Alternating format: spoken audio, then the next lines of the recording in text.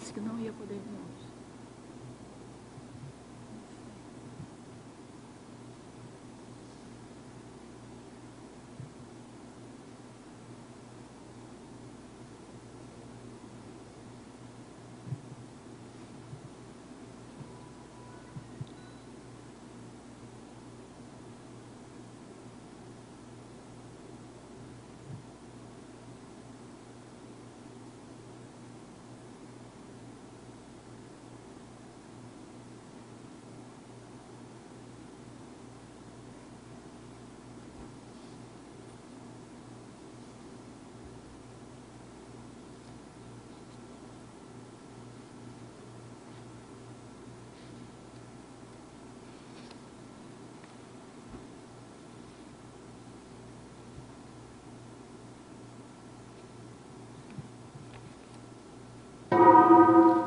Tertúlia.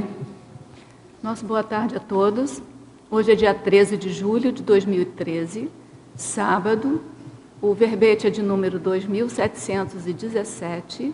Ele contém 5 páginas, 40 elogias e 12 máximos. O tema do verbete é GESCOM Atratora. Ele foi redigido sob o enfoque da especialidade Parasincronologia. E quem redigiu esse verbete é o veteraníssimo Alexandre Nonato. Esse já é o 6º verbete, né, Alexandre? E está muito bem acompanhada aí de uma neovevetógrafa, né, bem recente também. Alexandre Nonato, ele é jornalista, graduado em Comunicação Social, mestre em jornalismo brasileiro, natural de Piracicaba, São Paulo. Voluntário da Conscienciologia desde 1995, docente da Conscienciologia desde 1997, autor do livro JK e os Bastidores da Construção de Brasília, sob a ótica da Conscienciologia, que foi publicado em 2010, e coautor do livro Inversão Existencial, que foi publicado em 2011. Tenepsista desde agosto de 2010. Na pensenologia, nós destacamos o holopensene pessoal atrator, o holopensene da GESCOM atratora, a retilinearidade autopensênica e o materpensene pessoal atrator. Na fatologia, nós destacamos a Tares atratora, o confort atrator, o exemplo cosmoético atrator, o pós-fácil da Tares autoconscienciográfica, o fluxo cósmico convergente a partir do autoposicionamento, as novas oportunidades evolutivas derivadas da GESCOM, a potencialização da GESCOM atratora na força presencial, a escrita da GESCOM enquanto concretização do curso intermissivo pré-ressomático, o planejamento da GESCOM enquanto preparação para a próxima vida intrafísica. Nós também anotamos aqui que essa fatologia contém 20 linhas, portanto, ele é o máximo aí para o nosso verbete, né? Na parafatologia, a GESCOM pessoal atraindo amparadores extrafísicos, a GESCOM pessoal atraindo novos assediadores extrafísicos, o para-pós-fácil da Tares autoconscienciográfica, a colheita intermissiva, o efeito da GESCOM pessoal na próxima intermissão. Na argumentologia, nós temos a enumeração intitulada Taxologia, na qual o autor ele lista 14 ocorrências positivas ou não para o autor parapsíquico de obra cosmoética interassistencial com finalidade evolutiva e de auto-revezamento multiexistencial. Condições essas, ocorrências essas, né, capazes de atraírem, né, de serem atraídas durante a gestação consciencial. Na remissiologia, nós destacamos os verbetes autorado, colheita intermissiva, parasincronicidade, planejamento da GESCOM e prioridade da escrita. A frase enfática: a GESCOM atratora, cosmoética e interassistencial, identificada pelo autor, é fator importante para a expansão do parapsiquismo, o domínio das energias e a aceleração da desperticidade. Questionologia: você já produziu alguma GESCOM atratora? De qual natureza? Na bibliografia específica, o autor contribuiu com 3 fontes. Passamos agora à leitura da mega-análise elaborada pelo João Paulo. Contato, atração, autorado, publicação, evocação. Relação, empatia, para-rede, voluntariado, epicentrismo. Afinidade, sincronicidade, irresistibilidade, autografo, pensenidade. Conexologia, vinculologia, gesconologia, interaciologia, confluenciologia e interassistenciologia. Passamos agora à pergunta, nós temos algumas perguntas aqui de teletertulianos. Então, a primeira pergunta, ao verbetógrafo professor Alexandre, na Fatologia, página 21, quinta linha. Poderia falar mais da sua vivência com o fluxo cósmico convergente a partir do autoposicionamento, quando definiu o tema do seu livro? Bom, boa tarde a todos. É uma satisfação estar aqui mais uma vez, defendendo um verbete. Mais um sobre GESCOM. Com relação à pergunta, eu vejo que o ponto básico aí da questão do livro e desse tema, GESCOM atratora, é o autoposicionamento. Então, acho que talvez a pergunta mais pertinente para o começo dessa tertúlia tenha sido essa, porque é o ponto de partida, né, que foi o tema, inclusive, que eu defendi anteriormente, o ponto de partida da GESCOM, depois o planejamento e agora essa questão da GESCOM atratora. Mas é a partir dele, desse autoposicionamento firme, definido, que a pessoa não vacila, que as coisas começam a vir para ela, né? E que as coisas começam a acontecer em termos de sincronicidade. E esse autoposicionamento é no sentido de como que vai ser o trabalho daqui para frente, o que ela quer fazer. Então, no meu caso, acho que são algumas situações diferentes, né? Com relação ao livro JK, foi mais assim uma demanda que chegou até a mim, e o Inversão Existencial foi mais uma escolha. Então, foram 2 situações diferentes, né? Uma é como se o tema tivesse me escolhido e o outro, eu escolhi o tema, por afinidade. Ambos, obviamente, são questões de afinidade. E aí a gente já começa a avaliar esse tema aqui, que é o fluxo do cosmos convergente a partir do autoposicionamento. A partir do momento que eu me posicionei, as coisas começaram a acontecer. Mas aí são 2 enfoques que a gente pode dar na GESCOM atratora, né? A atração que você faz a partir do teu posicionamento e da sua vontade, então você puxa aquilo para você, e também aquilo que vem até você, né? E aí você tem que se posicionar, eu encaro isso, não encaro, né? E então tem uma premissa básica, até que é colocada aqui na coloquiologia, que é: o que é seu vem para você. É claro que a gente sabe que não é bem assim, né? Quer dizer, o que é seu vem para você, mas precisa de autoposicionamento. Então, a partir desse autoposicionamento, as coisas começam a fluir, e o que é seu realmente vem para você, a partir desse autoposicionamento, né? As coisas não vêm aleatoriamente e caem do céu. A partir do autoposicionamento, as coisas começam a vir para você, o que é seu realmente. É você que faz a coisa vir para você, né? Com certeza. O que é seu vir para você. Exatamente. Né? E aí são 2 situações diferentes, né? No livro JK, eu já comentei em várias situações aqui, as coisas que aconteciam nas viagens eram muito interessantes, né? Então, como não havia muito tempo a perder e havia uma limitação de tempo, as viagens eram todas muito otimizadas e o nível de amparo extrafísico que existia era muito forte. Então, era uma situação interessante, porque eu já tinha vivenciado isso em docência itinerante, em termos de fluxo das coisas, de amparo extrafísico, mas a sensação que me deu com esse livro, até pela relação pessoal, provavelmente, mais específica, foi algo mais intenso, né? Até porque eu estava sozinho, vamos dizer assim, era uma coisa nova, ninguém sabia o que ia dar, então as coisas vinham de uma forma muito mais marcante, né? Reencontro com pessoas, situações em que a gente no momento não sabia exatamente o que significava, e mais para frente a gente ia ter ideia do que aquilo representava, né? Então, situações muito interessantes que a partir, né, no JK eu acho que eu tive isso de uma maneira mais clara, no Inversão Existencial foi um pouco diferente, foi um outro contexto, mas que também existiram situações nesse sentido, mas dois contextos diferentes, eu vejo. A outra pergunta é na Parafatologia, página 22, terceira linha. Poderia explicar a GESCOM pessoal atraindo novos assediadores extrafísicos? Como evitar este parafato? Eu não coloquei no sentido de evitar esse parafato. Eu coloquei no sentido de ter consciência de que isso acontece e não ter medo disso, enfrentar a situação. Eu sabia que essa pergunta viria porque talvez a expressão novos assediadores provocou um pouco de reflexão. A rigor não são novos assediadores, né? A gente não reencontra nada pela primeira vez. Mas eles são novos nessa vida humana, nesse corpo físico. E por que eu chamei a atenção dessa palavra novos? Porque sem o livro não apareceriam.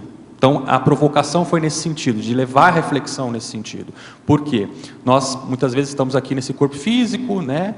Tranquilos, estamos levando a nossa vida, e aí, quer dizer, quando a gente assume novas responsabilidades evolutivas, novos empreendimentos, e aí inclui a questão do livro, o que vai acontecer? Isso vai te levar a novas conexões com outras pessoas, com outras consciências, outras realidades, e isso também vai trazer conexões com assediadores do passado que são novos nessa vida.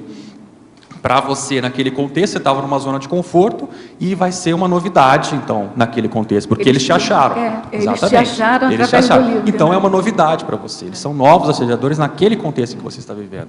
E aí, a condição que está sendo colocada aqui não é no sentido de evitação disso. Porque, na realidade, o problema, às vezes, até é esse, né? A pessoa não publica uma GESCOM com medo. Com medo da reação das pessoas, com o que as pessoas vão pensar dela, com medo dos assediadores. Isso pode acontecer, né? E, na realidade, a gente está colocando aqui, isso é uma realidade, faz parte, é natural, e a gente tem que encarar com naturalidade isso. Não pode ter medo disso, né? E esses assediadores nada mais são do que os nossos amigos do passado, que ficaram para trás, ou não tão para trás assim. Mas são pessoas que nós deixamos para lá e que estamos reencontrando agora nessa situação nova, né? Novo corpo físico, situação diferente. E eu vejo que é nesse sentido, então, que a palavra nova foi colocada aqui, para despertar essa reflexão. Eu achei muito interessante que você fez um contraponto, né? O item anterior, você fala da atração dos amparadores físicos, e logo em seguida da atração dos novos assediadores. Eu acho que esse contraponto ficou muito bom, porque você vai ajudar, né, esses assediadores através do amparo que você vai ter. São as duas realidades, eu vejo, né? Se a GESCOM ela é positiva, ela é cosmoética, ela é interassistencial, é isso que deve acontecer naturalmente, né? Quer dizer, você vai atrair situações assistenciais onde os amparadores vão se manifestar. Né? Quer dizer, você não vai ganhar um amparador porque você foi premiado, não é isso. Não, é para poder atender os... Não, eu não estou dizendo que você disse isso, eu estou extrapolando aqui porque as pessoas às vezes pensam isso. Eu estou respondendo né? Eu você. sei perfeitamente que você não pensa assim, mas é bom a gente pensar como o teletertuliano ou a pessoa aqui pode pensar, raciocinar. Né? Então, essa situação acontece porque o amparador está onde tem assistência. Logo, então se você cria novas situações... os amparadores se manifestam nesses contextos, né? E aí os assediadores também. Isso é natural. A outra pergunta. E no último item da parafatologia, página 22, qual o efeito da GESCOM pessoal na próxima intermissão? Já teve contato via projeção consciente com a personalidade analisada no seu livro JK?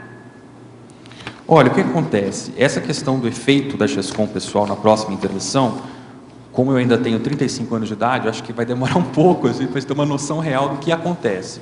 Eu já tenho alguma noção de coisas que eu vivi, então eu posso dizer alguma coisa, mas é muito difícil mensurar. O que foi colocado aqui é no sentido da pessoa começar a pensar nisso, né? E quanto mais cedo ela faz essa GESCOM, maior o efeito vai ser isso nessa vida atual aqui.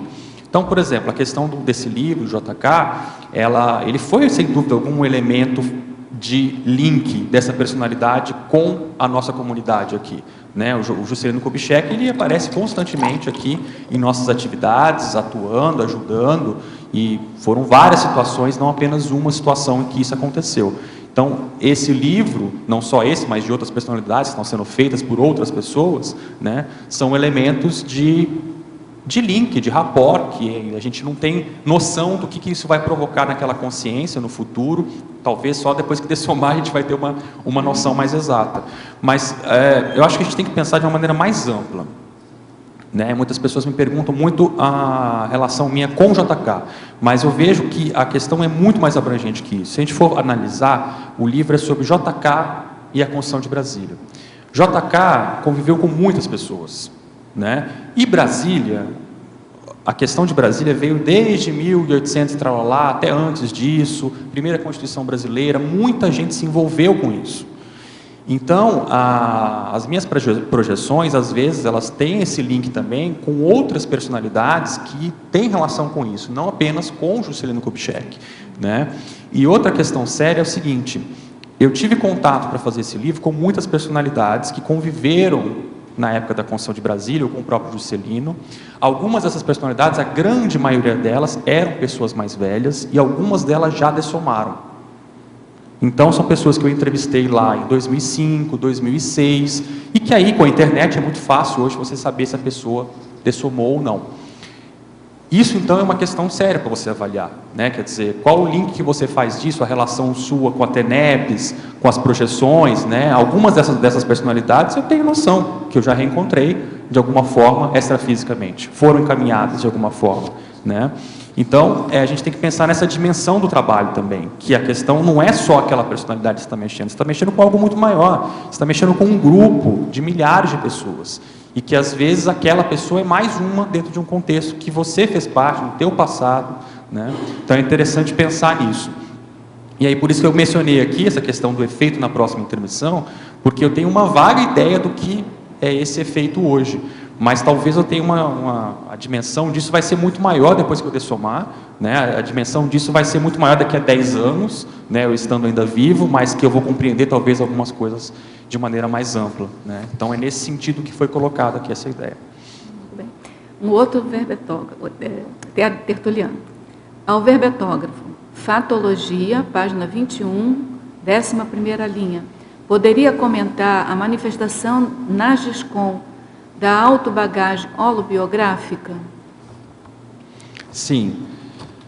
É aquele princípio básico que a gente comenta sempre nos cursos de autoria da Conscienciologia, em que a pessoa, com o livro, mostra quem ela é, ela manifesta quem ela é.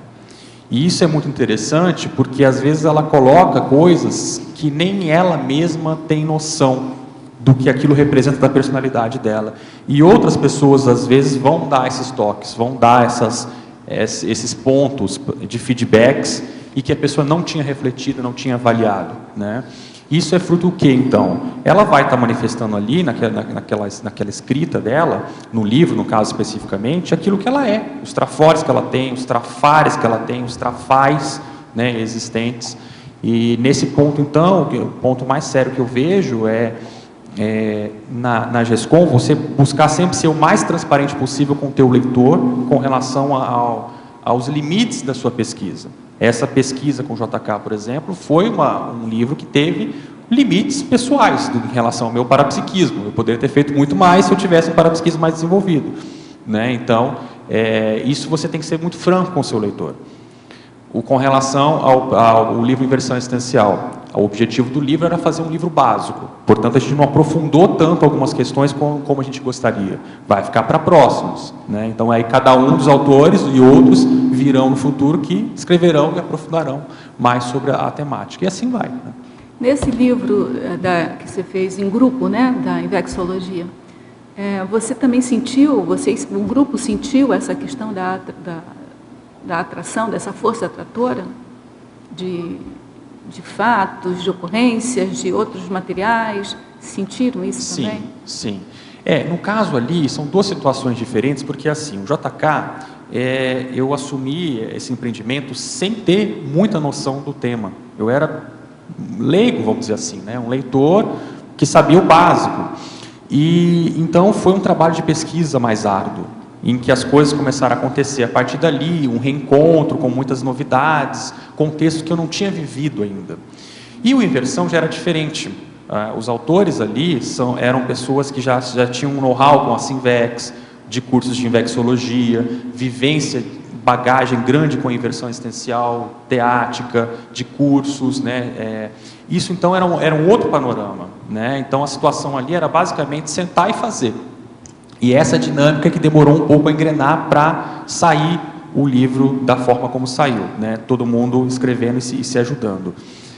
E nesse ponto, o que eu vejo, talvez sejam os efeitos posteriores disso, né? Então é bem interessante, porque hoje eu já não estou mais na Sinvex, há 3 anos que eu não estou na Sinvex, mas é muito interessante, às vezes a gente vê na internet, ou algumas coisas, fotos, né, das novas gerações chegando, com o livro na mão, e você nem conhece as pessoas, né? Então isso é interessante. Isso são os efeitos atratores, né?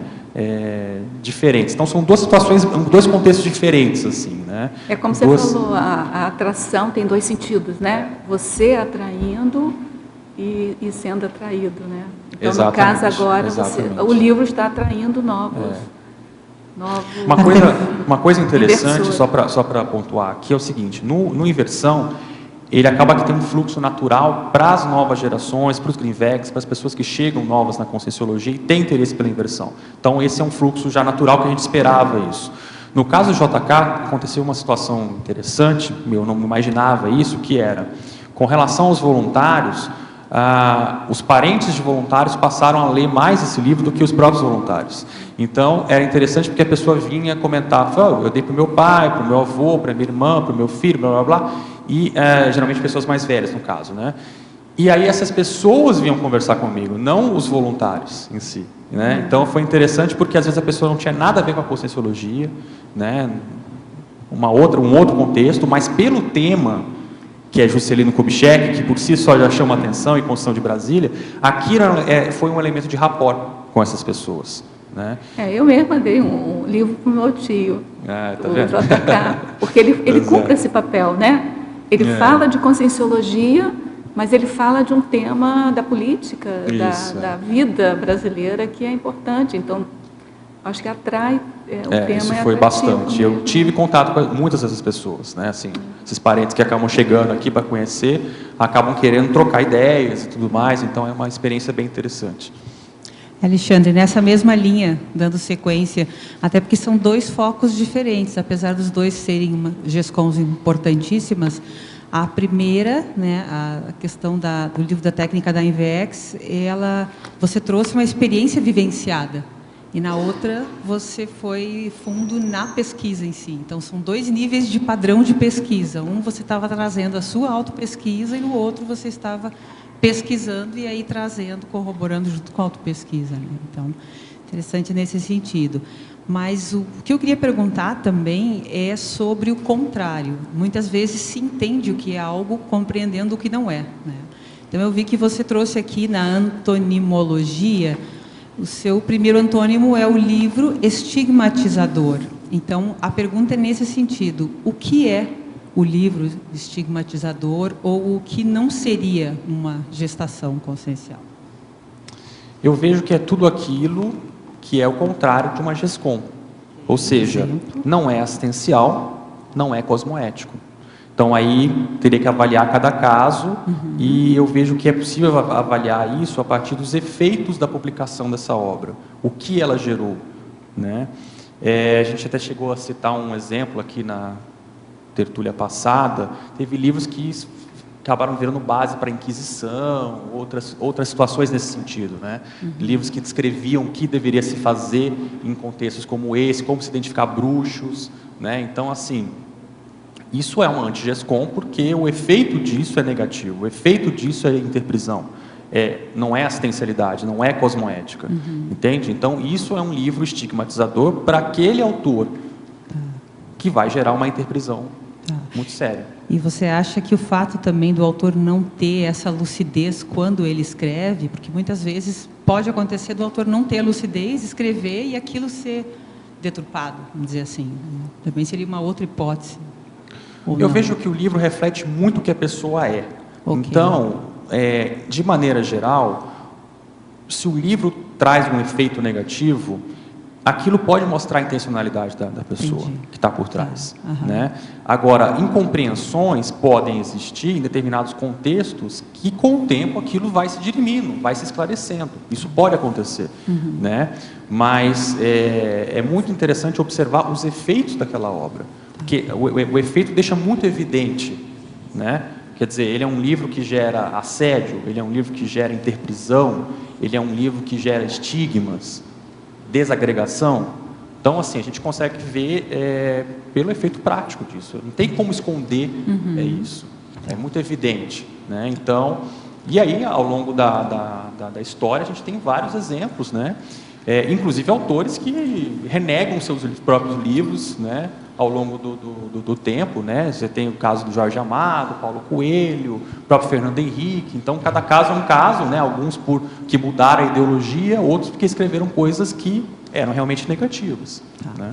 E na página 22, aqui em Parafatologia, na segunda linha, você trouxe aqui o livro Atrator, do autor na condição de consciex. Pode falar um pouco mais sobre isso? Esse foi um ponto que eu coloquei no seguinte sentido. Ele vai também ser um elemento, na próxima intervenção, de atração daquele autor. Né? Uma coisa interessante para a gente pensar é o seguinte: a GESCOM atratora, ela funciona da seguinte forma, né? A gente trabalha os conceitos básicos de conscienciologia. A gente aqui está interagindo, né? Então isso vai provocar um nível de atração com outras pessoas ou não, né? As pessoas vão ver no online se interessar ou não. Um livro é como se ele fosse um pedaço de você que está longe. Então, ele é um representante seu que está ali, da sua pensenidade, uma plasmagem da sua pensenidade. É como se você cortasse a sua consciência e a sua consciência estivesse lá. Então, eu estou aqui com vocês agora, conversando, debatendo, mas eu posso estar, ao mesmo tempo, em Brasília, em Portugal, na Espanha, com aquele leitor que está lendo o meu livro. Ele está interagindo comigo, porque fui eu que escrevi aquele livro. Embora tenha ideias de outros autores também, é a minha pensenidade, a minha abordagem que está se manifestando ali. Né? E aí a gente pode extrapolar isso para outras situações. Como é que fica a TENEPS a partir disso? Né? Então, essa questão do tema GESCOM atratora, eu estou escrevendo vários, né, verbetes com esse enfoque, e ela nasceu dessas tertúlias. Porque a partir das perguntas que chegam e tudo mais, a gente começa a ver que existe uma certa dificuldade de entender isso, do efeito de uma GESCOM. Eu acho que se as pessoas entendessem mais o que representa uma GESCOM e o que pode significar isso na PROEX dela, em termos de multidimensionalidade, as pessoas já teriam priorizado isso muito mais. Justamente por isso. Né? Então, pensa nessa situação. Você tem pedaços de você espalhados pelo mundo e esses pedaços interagem com você. Como é que fica o seu parapsiquismo? Como é que fica a sua TENEPS? Né? Então, isso tudo é uma questão que potencializa muito tudo na sua vida. Agora, claro, nós estamos falando aqui de uma GESCOM homeostática, tá? Sim. Se é uma GESCOM anticosmoética negativa, o efeito é o inverso. Né? Então, aí tem que deixar muito claro qual é a qualidade. Aí, o ponto seguinte seria, qual é a qualidade do seu material escrito. Porque, veja, pode ser um livro, a gente está frisando aqui a questão do livro, mas é também um verbete, é também um artigo. Por exemplo, o artigo em vexograma, que eu escrevi há 6 anos atrás, mais ou menos, foi uma das coisas que eu publiquei que mais tiveram efeitos em termos assim, de repercussão com o pessoal que mexe com inversão existencial. Porque aquilo é uma situação prática para a pessoa avaliar como eu estou, como eu posso chegar até a desperticidade. A inversão até chegar à desperticidade. E isso, de alguma forma, eu fiz para mim, eu falei, eu vou compartilhar e aparentemente aquilo vem dando certo, aquilo vem dando repercussão, eu vejo em vários trabalhos sendo utilizado como referência, ou seja, serviu para alguma coisa. Né? Então, é um artigo, não é um livro, mas é um artigo que pode virar um livro também. Então, é por isso que a gente fez a questão do livro, porque é possível aprofundar mais. Tá. E a última na tua taxologia, o item número 7, políticos, página 23. Isso especificamente você chamou a atenção devido ao JK ou aconteceu também com o primeiro? É porque, na verdade, como o livro ele é sobre política, ele atraiu políticos, né? Então, a pessoa vai ver no contexto dela o que vai atrair, que tipo de público vai atrair. Então, eu até anotei aqui algumas situações que eu já tinha até esquecido, mas, por exemplo, o livro chegou em mãos do prefeito de Foz do Iguaçu, secretário de Agricultura, 2 vereadores, foi encaminhado para o Lula, para o Serra, Beto Richa, Álvaro Dias, Tasso Gereissati, prefeito de Uberaba, Cristóvão Buarque. Isso foi entregue em mãos ou chegou indiretamente via outro voluntário ou outro leitor que viu, não sei o quê. Por exemplo, no caso do Lula, foi no lançamento em Diamantina que eu fiz lá, quando era o aniversário do Juscelino. Foi feito o lançamento na casa que o Juscelino viveu, que hoje ali é um museu em Diamantina. E ali, né, tinha vários eventos na cidade, mas o lançamento de livro era só o meu. E aí foram algumas personalidades, e dentre elas tinha lá um assessor de gabinete do Lula. Tá. E ele pediu para eu autografar o livro para o Lula, eu fiquei sabendo na hora ali que ele era, né? Então, são situações desse tipo. E outras situações, aí, às vezes um voluntário entregou, o caso do Beto Richa, do Serra, que teve lá o encontro lá com algumas pessoas aqui da CCCI, entendeu? Genial. Então, o contexto é específico desse livro, porque, evidentemente, o tema tem relação. Mas aí, com cada pessoa, ela tem que avaliar isso. Para onde vai o teu livro e que público ele chama, que público ele atrai. Então, no caso do Inversão, é diferente. É um público que atrai o quê? Intermissivista. Então, o mais lógico é que atraia esse público que está chegando, intermissivista, que tem a possibilidade de aplicar a inversão resistencial ainda. Ok, obrigada. Tá. Alexandre, sim, Alexandre. Aqui no... Sim, pois não? Aqui no atrás de você, na parafatologia, na terceira linha, você colocou o para-pós-fácil da TARES autoconscienciográfica. O que representaria, assim, qual o significado desse para-pós-fácil da TARES? Esse para-pós-fácil, o pós-fácil é aquilo que acontece depois, né? Uhum. Então, seria o depois da publicação do livro, quais são os efeitos que acontecem. Isso que a gente estava comentando aqui, até certo ponto, é um pouco desse pós-fácil, quer dizer, esses contatos com os políticos, esses lançamentos em locais específicos. Agora, o para-pós-fácil, ele diz respeito às repercussões extrafísicas também, multidimensionais desse livro. Então, aí, eu vejo que o mais sério seria, no caso de cada um, avaliar qual o efeito disso no seu parapsiquismo, na sua TENEPS. Eu vejo, por exemplo, no meu caso, eu comecei a TENEPS em seguida ao lançamento do JK. E eu vejo que isso tem uma relação direta com esse livro. Tá? Então, foi entre o JK e o Inversão. Foi um intervalo de 1 ano, eu iniciei a minha TENEPS.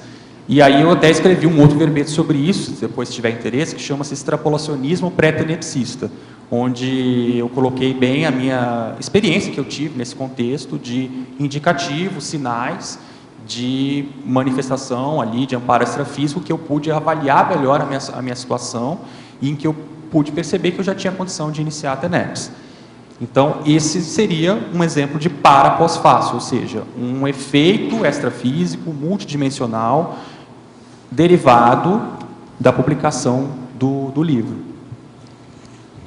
Alexandre, aqui na página 21, Fatologia, 8ª linha de baixo para cima, coloca a potencialização da GESCOM atratora na força presencial.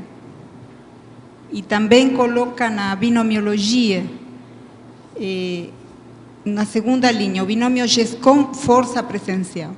E eu fiquei pensando que realmente tudo, inclusive a informação que você deu para Fabiana, né, sobre as perguntas, onde é importante a situação pessoal, a consciência realmente responde de acordo à possibilidade que ela tem, né?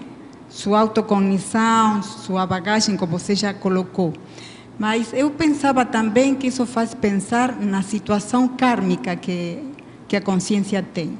E o que ela pode, na hora, de acordo à necessidade evolutiva que ela tem, a prioridade que ela tem que ter, quanto mais inteligente, né, melhor, que aí acho que a tratora vem justamente a corroborar isso, porque a pessoa pode, de acordo à situação que ela tem, poder expressar ou manifestar em uma escrita de livro, de artigo, como você colocou, do mesmo verbete que você acabou de fazer. Então, como ajuda a também observar a situação kármica que a consciência já tem. E aí também podemos considerar o que é a força presencial dessa consciência no grupo, né? A influência que ela pode ou não pode ter, homeostática ou nosográfica, de acordo ao que ela pode colocar nessa hora. Vamos direto aos finalmente, que eu vejo assim o mais sério. Qual é o problema mais sério que pega nas pessoas com relação à escrita? Por que as pessoas escrevem menos do que elas deveriam? E aí eu não falo só de livro, eu falo de tudo. No meu ponto de vista, é assédio. Não sei se vocês concordam, mas pode ser derivações, pode ser uma coisa diferente aqui, outra ali, mas se for ver a conexão entre esses motivos, é assédio. Ou seja, a pessoa ela não consegue se organizar, ela não consegue sentar para escrever, ou ela não consegue dar continuidade, ou ela não aguenta a pressão. Então, qual a relação disso com a força presencial? Não é só sentar e escrever, é o que você precisa fazer para sentar, escrever e publicar esse livro. Porque a situação não é simples e mecânica. Nós estamos falando de um contexto que envolve multidimensionalidade. Para você fazer um livro, exige uma dedicação diária, rotineira, habitual, em que você vai ter que melhorar vários aspectos da sua vida. Só isso por si, se você conseguir botar esse foco, por exemplo, no caso do JK, foram 6 anos me dedicando a esse livro. O Inversão foi mais ou menos isso também. Ou seja, então nesse tempo, o que eu tive que fazer para publicar esse livro, só isso já é um fator que ajuda na melhoria das energias pessoais, da força presencial. Com isso eu não estou dizendo que eu seja um exemplo, que eu seja fora de série, não é nada disso. Mas se você for pensar no contexto pessoal, cada um aqui for avaliar, se a pessoa colocar o foco seriamente nessa produção intelectual, escrita, o que ela tem que fazer para concretizar isso, gera justamente esse efeito de melhoria. Quer dizer, para ela concretizar algo, ela precisa rever a sua vida, ela precisa melhorar a sua pensanidade, ela precisa reciclar a sua vida em alguns pontos, e aí cada um vai ver o contexto específico. E outra coisa, não é porque a pessoa publicou o livro que ela não tenha que fazer essas renovações, ela vai ter que fazer outras renovações. No JK e o Inversão, eu tive que fazer um outro tipo de renovação na minha vida, organização, a minha vida era outra. Hoje eu tenho que fazer outro tipo de reciclagem, porque o contexto de vida é totalmente diferente, né? Então, é mais ou menos isso que a gente tem que ter em mente. Agora, claro que se a pessoa já está em desenvolvimento, já está escrevendo, já está, vamos dizer assim, deslanchando, isso só tem a favor dela. Isso é um ponto que ela tem mais autoconfiança, né? E aí é por isso que eu vejo que a questão mais séria da GESCOM não é só o que você está escrevendo e fazendo de interassistencialidade para os outros e tudo mais, mas é para você também.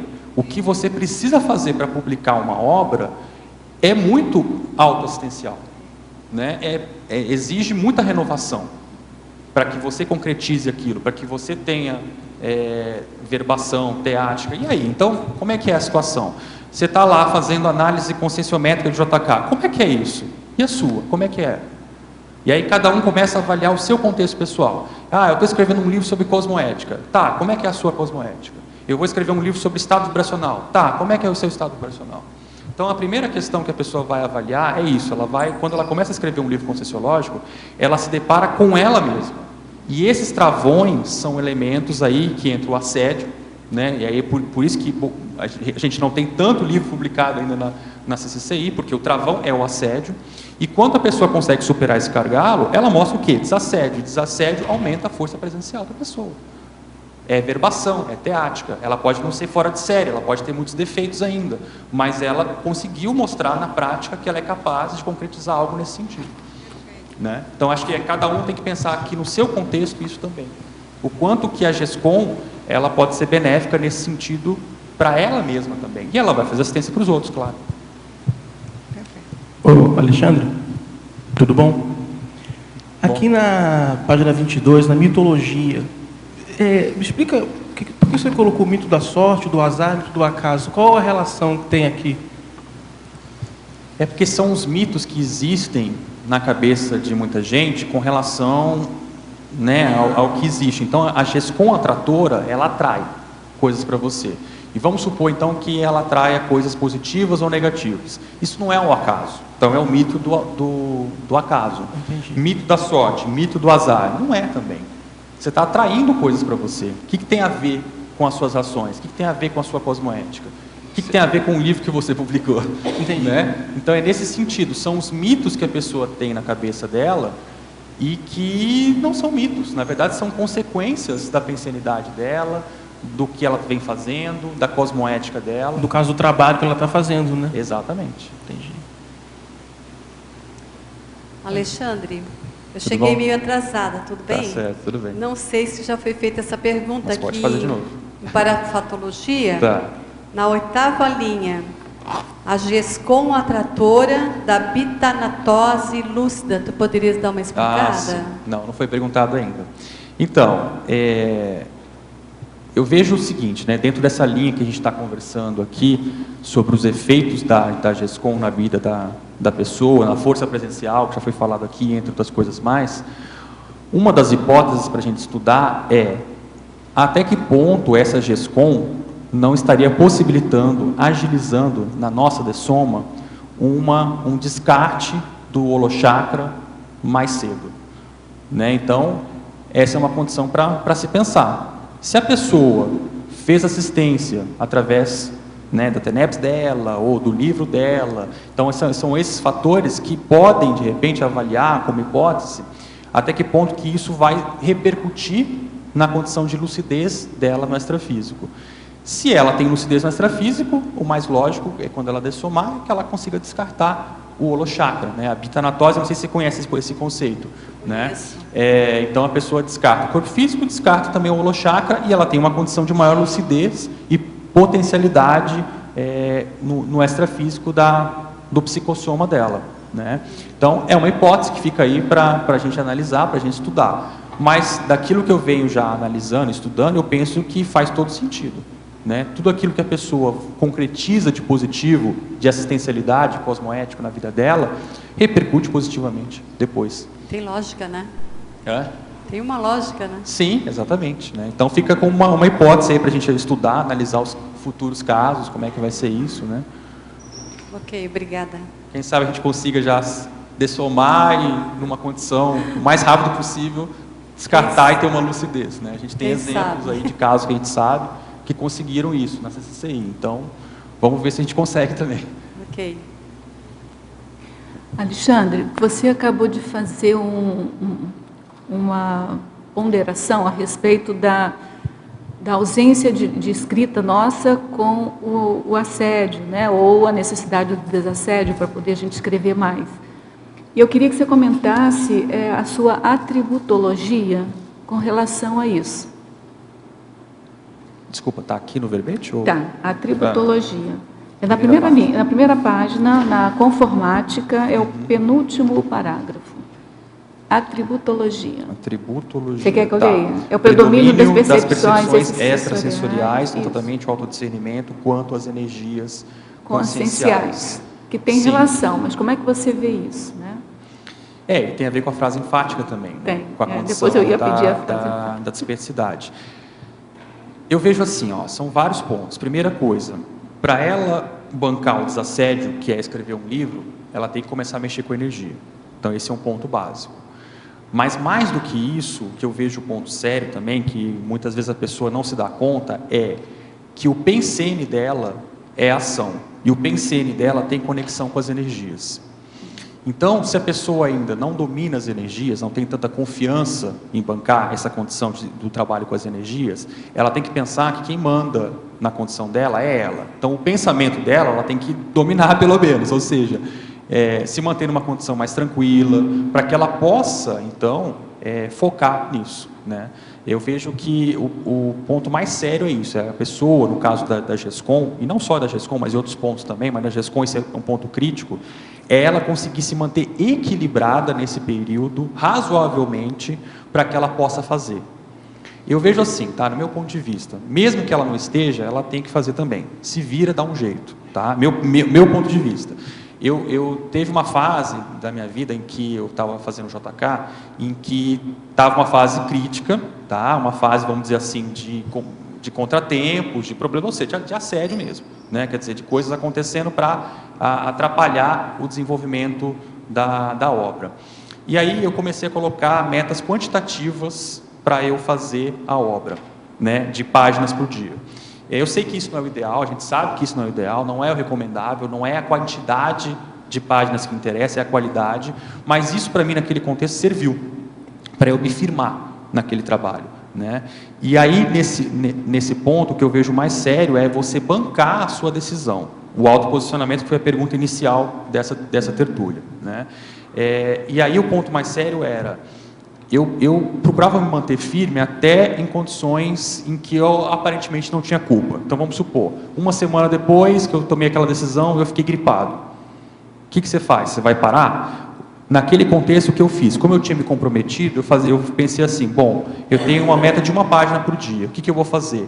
Eu tenho uma bibliografia imensa aqui para botar em ordem e tudo mais. Eu fazia isso. Então eu escrevia, digitava, eu organizava uma página de bibliografia. Eu fiz uma página, não é o ideal, mas eu fiz uma página. Por quê? Porque eu estava numa condição, que eu estava gripado, estava com febre, então minha cabeça não funcionava como funcionaria numa situação normal. Mas eu acho que esse é um tipo de situação muito séria e que você vai ganhando uma certa autoridade moral com os seus assediadores também, entende? Porque se você fraqueja em qualquer situação, por mínima que seja, mesmo num resfriado, eu vejo que isso daí dá uma autoconfiança para os seus assediadores incrível, né? Porque eles sabem que ali é muito fácil pegar, né? Irritar você, te desestabilizar em alguma coisa, ou seja, então eu vejo que o ponto mais sério é, mesmo que você não se considere estar numa condição ainda boa, de desassédio, de domínio das energias, banque a sua decisão e vá em frente, faça aquilo acontecer, né? Porque essa é uma situação crítica que eu vejo assim. Você precisa se bancar diante de situações e que as coisas não vão ser simples, fáceis, né? Como a gente pensa. E a gente tem que ir em frente, vamos em frente. Então, como você falou, esse seu comentário tem a ver com a sua frase enfática, né? Você pode expandir um pouco mais a frase enfática? O que eu vejo de mais sério aqui, com relação à frase enfática, é o seguinte, não é só a publicação da GESCOM em si, mas é tudo que você faz para aquela GESCOM sair. Então, e aí eu vejo assim, se a pessoa hoje ela não se sente tão capaz de fazer um livro, então começa fazendo um verbete, né? Começa dando aula, vai devagar e as coisas vão acontecendo. Vai ser um desenvolvimento natural disso. E também pode-se colocar metas para isso ir acontecendo, né? Então, por exemplo, eu tenho uma condição, eu espero que dê certo, eu venho fazendo vários verbetes sobre GESCOM. E a minha pretensão é que com isso eu consiga desenvolver um livro a partir disso. Por quê? Eu tenho a oportunidade de testar os temas aqui, eu vou tendo novas ideias, esse tema saiu de uma ideia que veio aqui da própria debate com a tertúlia, né?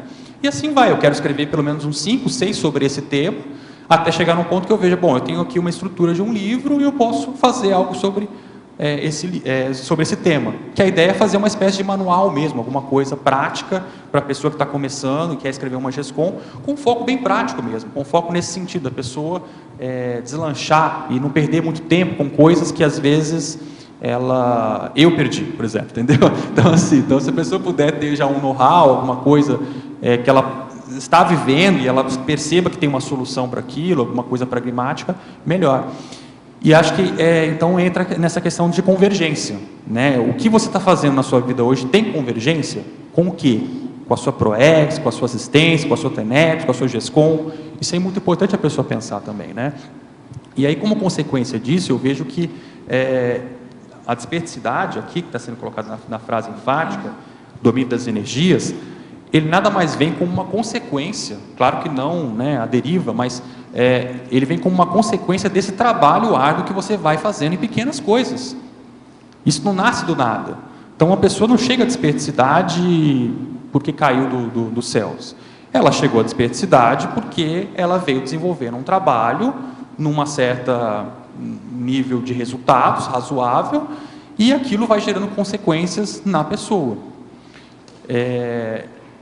E aí é o ponto que a gente estava comentando da GESCOM, que não é só, aí são vários pontos. O que ela precisou superar dentro dela, fazer de renovações para sair aquela obra, para sair um verbete, para sair um artigo, para começar a dar aula, para fazer a TENEPS, para fazer um livro. E o outro ponto é as conexões que ela começa a fazer a partir dessa GESCOM, né, que é um ponto muito sério aí também, que aí são os efeitos que isso vai tendo depois.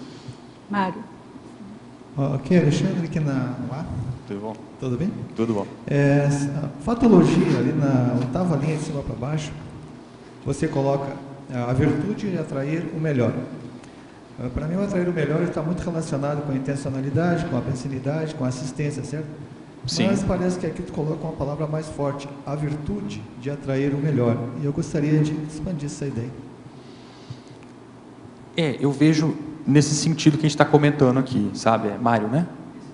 Então, Mário, eu vejo que, assim, a gente às vezes não se dá conta que as nossas pequenas escolhas geram consequências sérias na nossa vida, né? Então, falando aqui da GESCOM, que é esse tema que a gente está conversando aqui,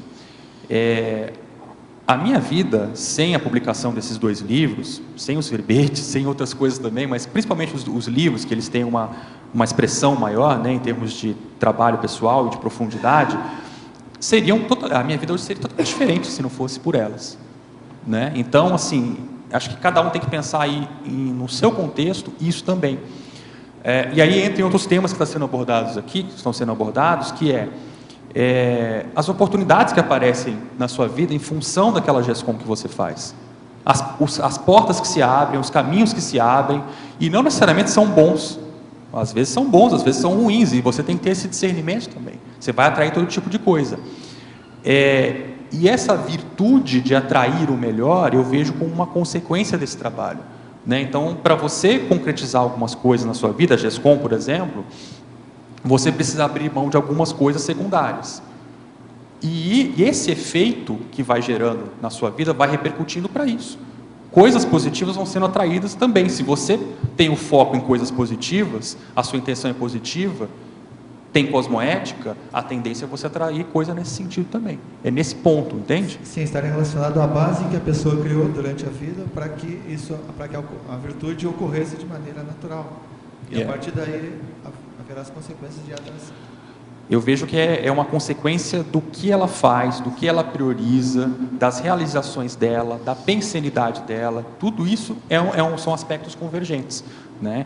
E aí a GESCOM é esse o ponto que eu friso novamente, né? A GESCOM é como se fosse um pedaço nosso que está espalhado pelo mundo, né? Então, nesse momento, eu estou aqui conversando com você, com todos vocês, mas pode ser que eu também esteja interagindo nesse momento com uma pessoa em Brasília, com uma pessoa em Portugal, com uma pessoa na Espanha, com uma pessoa nos Estados Unidos, que eu nem faço ideia, mas eu estou interagindo com ela. Por quê? É a minha pensenidade plasmada que está ali naquele livro.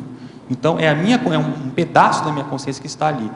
E aí, quais os efeitos disso na nossa TENEPS, na nossa ficha evolutiva, né? Isso são questões que a gente vai ver mais para frente depois, porque mesmo que a gente tenha algum nível de parapsiquismo, certamente eu acho que não vai ter ideia da dimensão total. É como a TENEPS, você pode perceber alguma coisa, mas a dimensão total dela você não vai perceber, só talvez no extrafísico, depois da DESOM. Obrigado, hein? Perfeito. Alexandre. Tá já? Tudo bom? Em 2007, eu já tive um envolvimento assim, de produzir algum trabalho escrito, de apresentar no IPC e tal. Só que faltou a acabativa, assim, faltou a produção escrita mesmo. E a gente ficou com vários rascunhos e faltou, assim, o finalmente, né? Uhum. Aí eu queria que você falasse um pouco dessa acabativa e também como que é assim, o processo de construção no aprofundamento de bibliografia, sabe? De não se conformar com pouco, assim. Tá. A primeira coisa que eu vejo aí é avaliar qual é o objetivo do teu trabalho. Então, é o que? É um livro, é um verbete, é um artigo. Tudo isso tem necessidades, exigências diferentes. Então, se é um artigo, eu vejo que o principal fator aí é você estar atento ao deadline da publicação. Ou seja, quando que vai sair aquela publicação, quando vai sair aquele evento, você tem um tempo que é um fator limitador para você produzir aquilo. Um congresso, um evento, né? Se é um livro, já é diferente, você não tem esse fator. Eu acho que com relação ao livro, o ponto principal é você chegar num ponto em que você percebe, você sente que você deu o máximo de si. Você começa a perceber que as suas leituras começam a ficar rebarbativas. Não acrescenta tanta coisa mais. Você começa a ver que aquele autor copiou de outro autor. Então você já começa a ter uma visão de conjunto maior sobre aquele tema. Isso então é um elemento para você ter como parâmetro, para você avaliar se você está conhecendo bem um assunto ou não. No caso de um artigo, eu acho que tem que ser muito pragmático mesmo, sabe? Tem que ver qual que é a finalidade daquilo, qual é o prazo que tem para publicar, qual é o evento, e faz o que for possível, né? Dentro das suas possibilidades. É isso que eu vejo.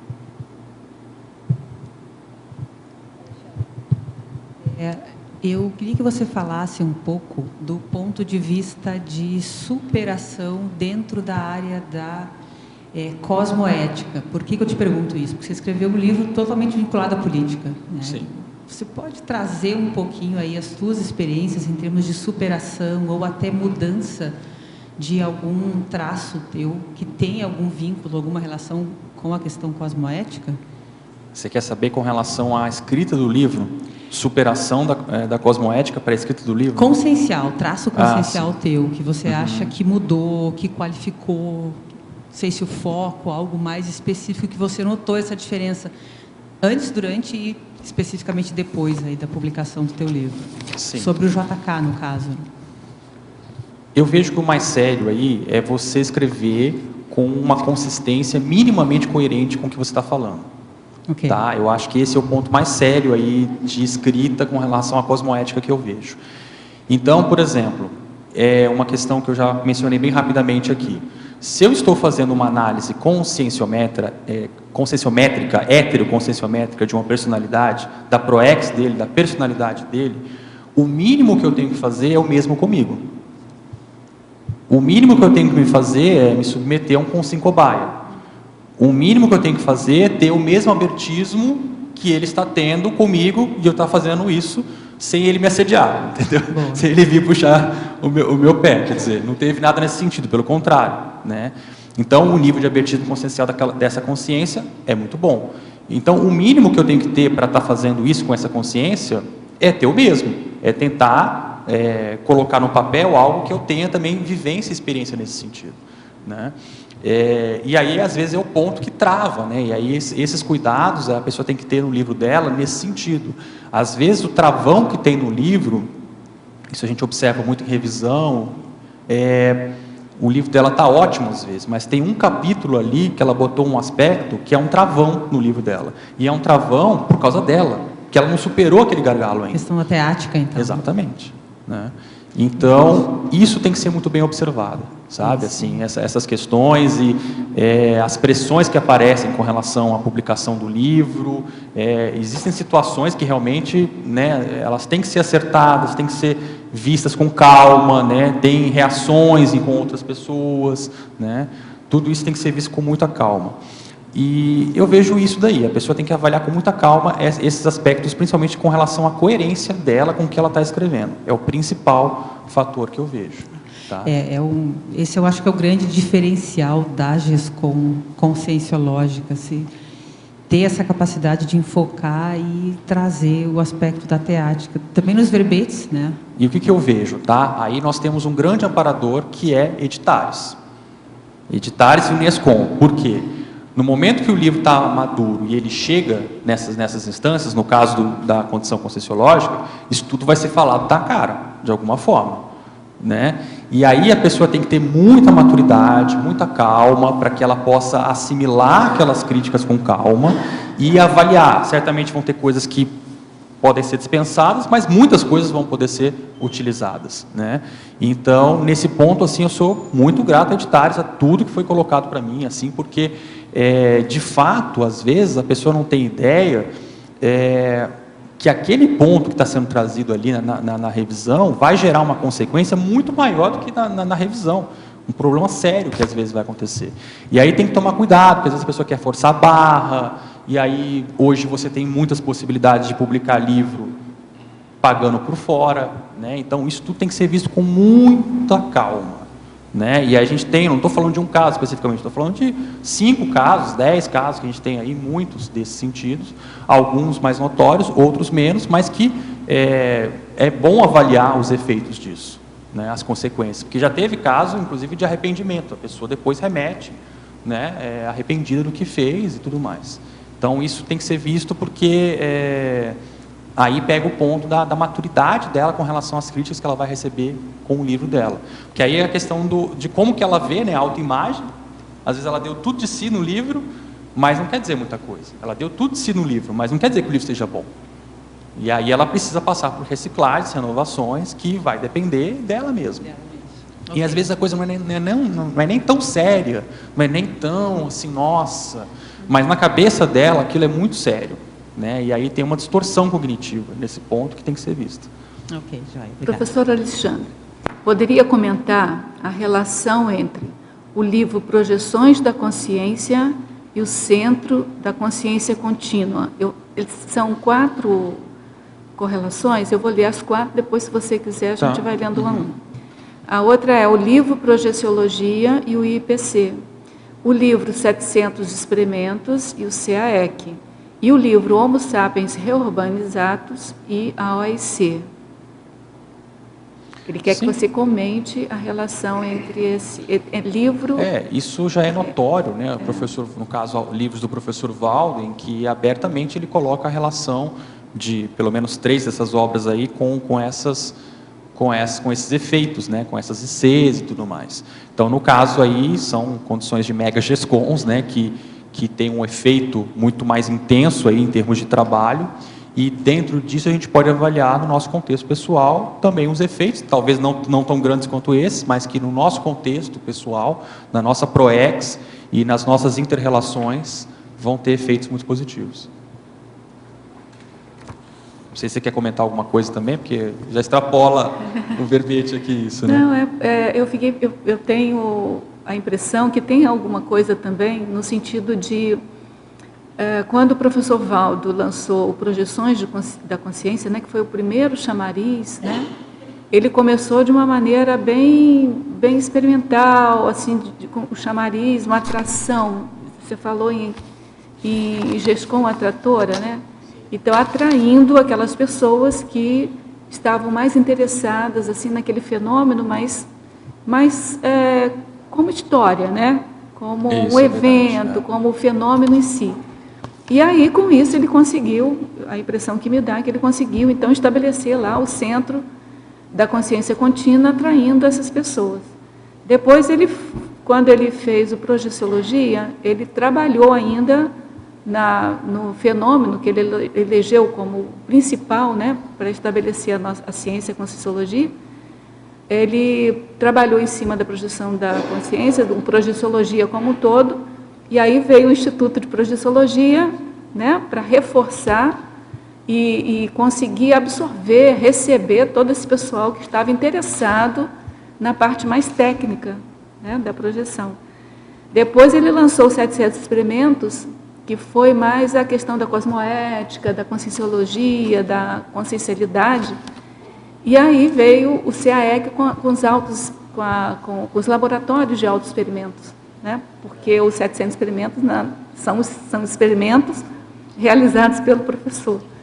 E aqui o último que ele coloca, que é o Homo Sapiens Reurbanizatus, que lançou para a gente essa teoria, né, da reurbanização, que para a gente não conhecia. Ele coloca no livro e falou explicitamente para a gente, né, que ele coloca no livro, que é uma teoria porque nós não conseguiríamos entender aquilo do jeito que é, mas para ele não era uma teoria, porque desde 1100 que ele já percebe, ele sabe como é que se realiza e como é que está sendo realizada a reurbanização, né? E aí ele trabalha com a OIC porque são as Conselhos que estão aí, né? E eu penso que seja essa a gestão atratora, né? Ele veio fazendo, ele veio lançando livros, né, que começaram a atrair essas consciências, sejam elas positivas ou não, e ao mesmo tempo foi lançando aí estruturas, né, instituições que pudessem receber essas consciências. É verdade, é isso aí. Não sei se mais alguém gostaria de complementar. Pega o microfone só, por favor.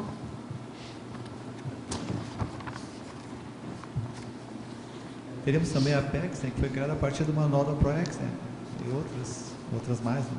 Né? Sempre tem uma questão que subsidia, né? É que essas foram concomitantes, praticamente, né? Assim, logo em seguida, não concomitantes, mas logo em seguida. A impressão que dá é que foi feita de propósito, exato, né? Quer dizer, o livro é aquela questão de 1% da teoria e 99% de prática. Isso. Então, o livro é 1% de teoria para embasar a parte teórica da gente, mas tem que ter uma IC para sustentar aí a prática, né, a teática de todos nós aqui. Ou está convergente, né? Já estava tudo codificado no extrafísico, uma coisa embasou a outra para sair. E tem a ver com o seu título, né? Exatamente. Exatamente. Rosa, eu acho que esse fato de lançar um livro e atrair um grupo é uma chamada de curso intermissivo, de certa forma. Sim. De especialidades, né, de pessoas. E isso realmente nos chamou a atenção, porque quando lançou os 700 experimentos, em 94, surgiu o CAEC. Fora tudo isso que já foi falado.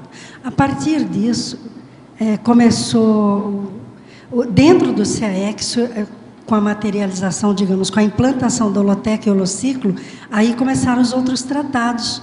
E aí proliferou-se de Cs, 20 Cs, Cs, né? Empreendimentos conscienciocêntricos e vários grupos diferentes, com diferentes abordagens da conscienciologia para um Estado mundial.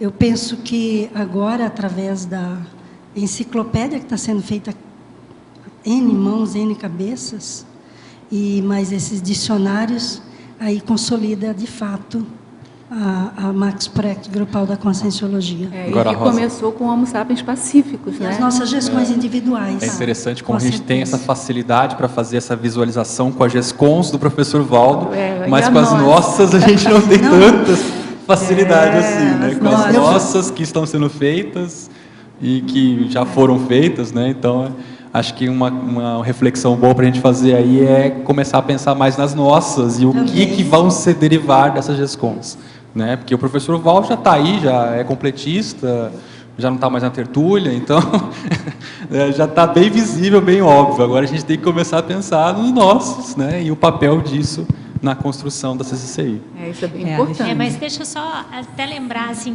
enquanto vocês estão falando, eu lembrei do Luiz, do radialista do Rio, né, no congressamento no ano passado, quando ele falou que chegou pelo livro do Coragem para Evoluir. Isso deu assim, pelo menos eu não sei quem estava, mas assim, trouxe um impacto muito grande, né? No sentido, cadê a obra que é atratora de colegas de curso intermissivo que não necessariamente tenham passado pelo mesmo processo das grandes obras que já foram publicadas anteriormente. Exatamente. Né? Então, assim, eu achei isso, que é bem forte isso. Não, e tem outro exemplo, Luciana. Tem o exemplo do livro da professora Flávia, Mudar ou Mudar, que é notório a atração para a OEC. Né? Esse é um dos livros que mais traz evolucientes para a OEC. Tem aqui uma consciencioterapeuta para me desmentir se eu estiver falando mentira, mas é verdade, né? Eu sempre... porque ela fala da vivência dela, né? Ela passou pela questão da consciencioterapia. Então, na hora que a pessoa vê o exemplo ali da pessoa, o que acontece? Fala, não, se ela conseguiu, eu também consigo, eu também quero isso. Aí aparecem os novos evolucientes em função do livro dela concretizado. Então, são vários exemplos que a gente tem aí, né, Luciana? De situações... É porque a gente sempre vincula aos tratados, aos livros que são chave, né? Mas cada um tem a sua chave. E o seu livro pode ser chave para um grupo que talvez não esteja... que a gente subestima, né? Então, não dá para considerar só as obras de grande vulto, vamos dizer assim. Né? Por isso que eu enfatizei aqui, né? O professor Valdo é muito óbvio. Agora as nossas, a gente tem que começar a pensar nisso, porque elas têm efeito também, e isso tem a ver com a nossa Proex, antes de mais nada. Né? O professor Valdo lançou o 700 lá em Porto Alegre. Eu perguntei para ele, professor, o senhor vai fazer livro de cosmoética? Ele falou, isso é para vocês, este livro está grávido de ideias, cadê o livro de vocês? E aí eu fico pensando, você falou que o maior travão nosso de publicar, eu me incluo nessa também, é assédio. É assim, eu penso até que mas mais do que assédio é a gente saber o que a gente tem que escrever, a especialidade. Você entrou no viés da política. Provavelmente você deve ser um homo sapiens políticos, o teu tratado. Tá, mas você acha que eu tinha isso muito claro para mim antes de publicar a obra? Não é assim, então eu acho que o maior travão é essa clareza. Muitas mas de você nós... acha que eu tinha isso claro para mim? Eu já tenho clareza do que eu tenho que fazer. Eu sei que não é fácil. Exatamente. Mas a maioria não tem essa clareza. Mas o próximo livro dele, ele já está planejando, que é na área de ajudar o outro a fazer redação.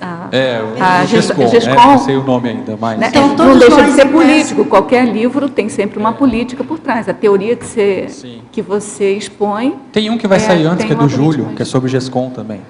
Ele vai fazer com esse... Então, entendeu, Isabel? Eu acho que ele está não só fixado, mas a clareza, ele não está só Isabel, na política. Em tese, nós somos um tratado ambulante, só falta pôr para fora. Olha, Isabel, a clareza vem com a prática, sabe? A clareza vem com a ação. Não fica esperando ter clareza, não. Eu entendo o que você está falando, eu concordo. Mas eu acho que assim, a clareza... Nem eu tinha muito quando entrei nisso. Né? Porque a gente é multifacetado, né? Então, eu sou cosmética, não, sou política, sou não sei o quê. A gente fica assim num monte de coisa e não faz nada, no fundo. Né?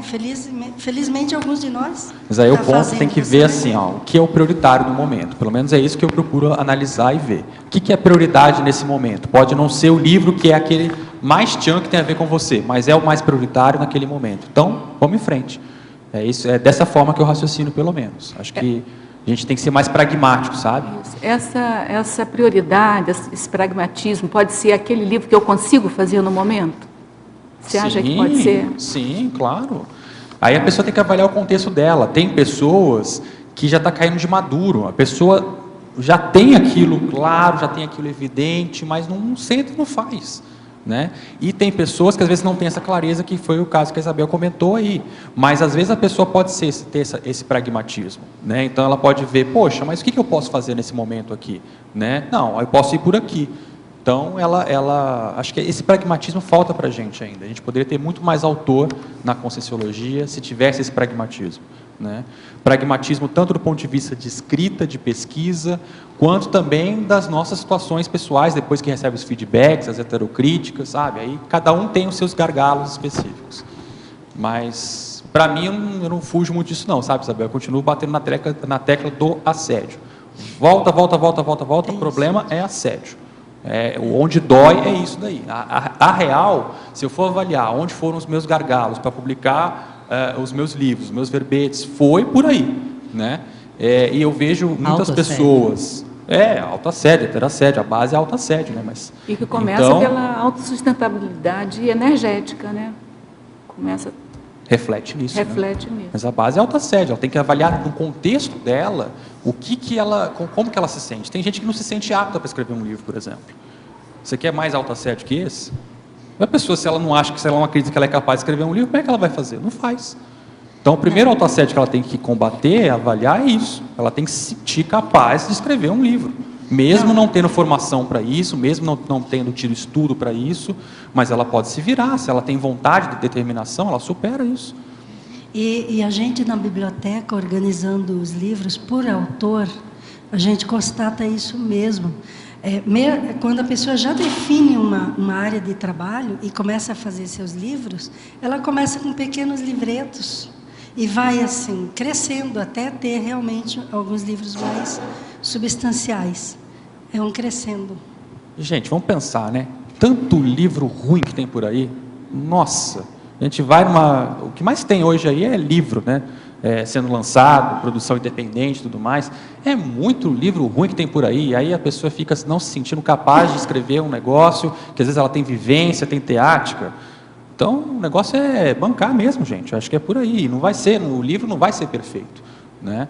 E aí nós temos, felizmente, essas instâncias como o Unescom, editares, para nos apoiar, nos auxiliar nesse sentido, que é uma bênção. Que aí não fica só no lock, na autoimagem que ela tem do livro dela. Não, tem pessoas que vão avaliar, que vão criticar, que vão dar feedbacks. Isso é o máximo.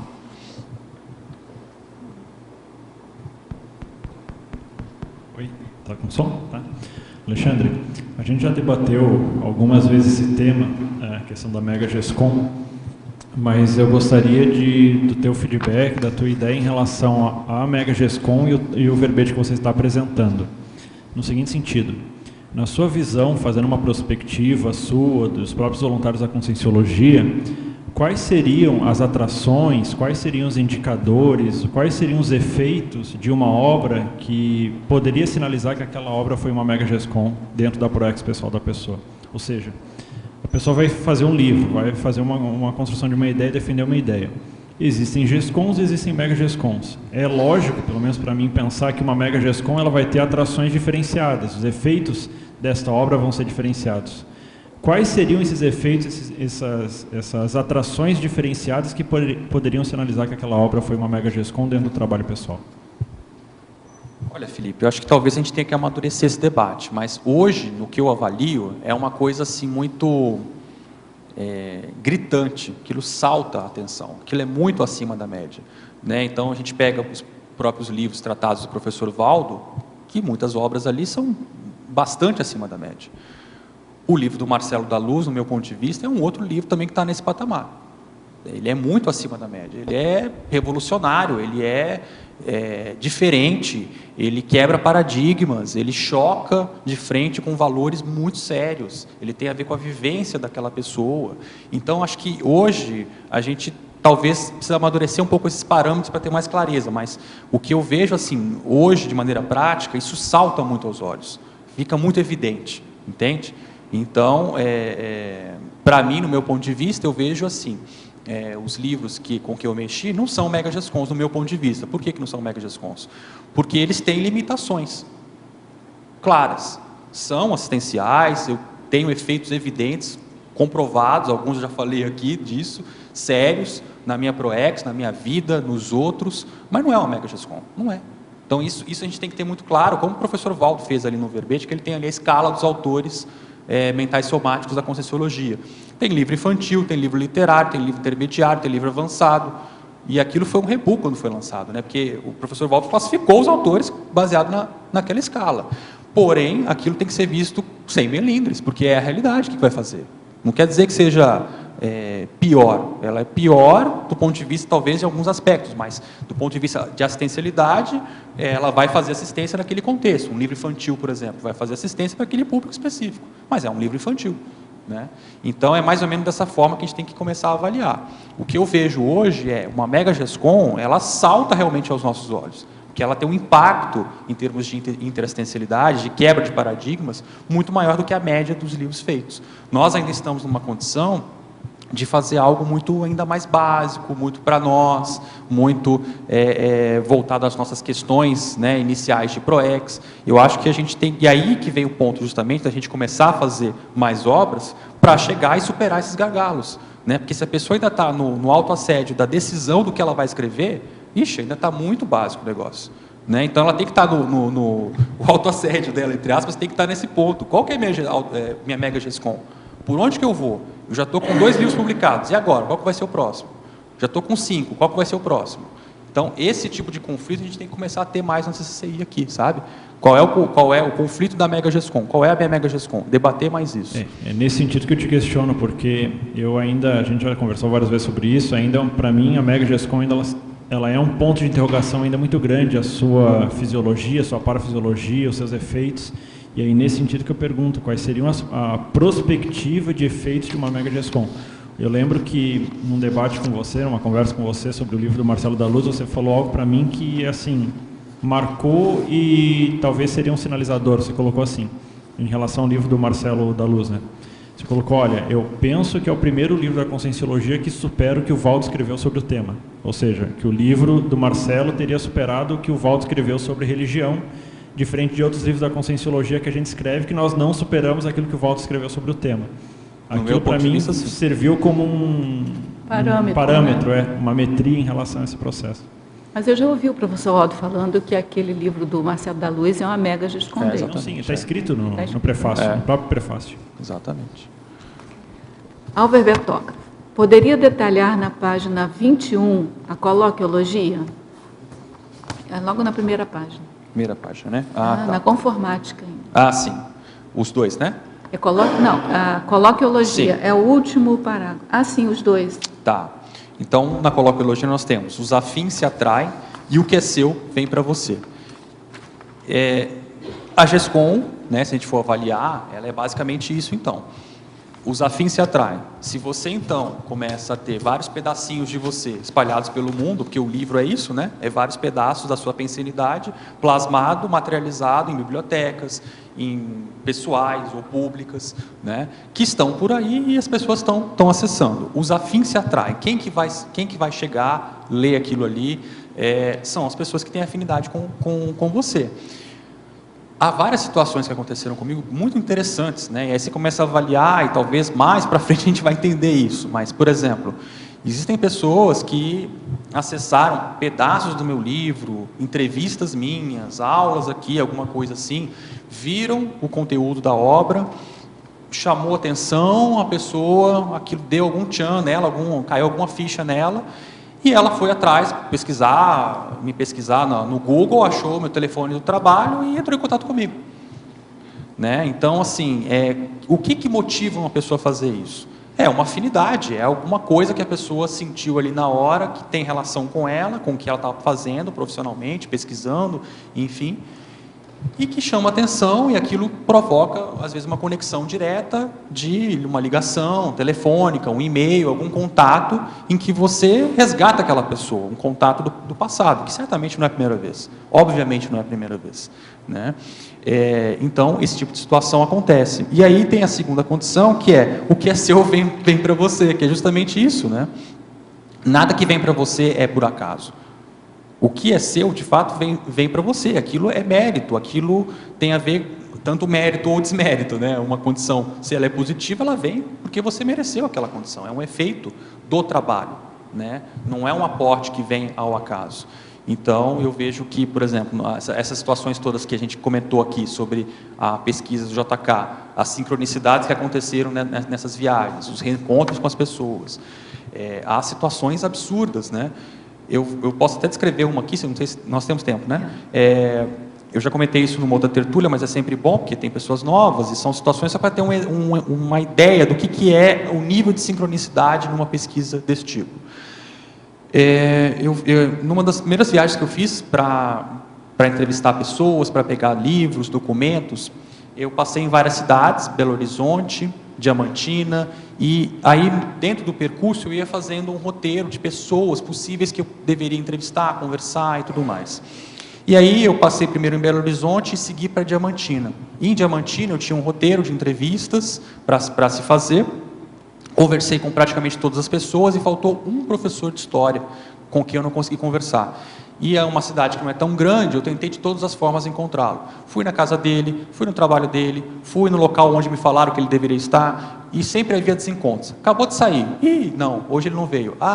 Não sei o que lá. Não encontrei com a pessoa. Bom, a viagem foi boa, foi produtiva, foi ótima, excelente. E não foi possível conversar com esse professor de história, que tinha algumas informações ali sobre a cidade, sobre Juscelino, que seriam pertinentes para o meu livro, foi indicação de outras pessoas. Retornei para Belo Horizonte.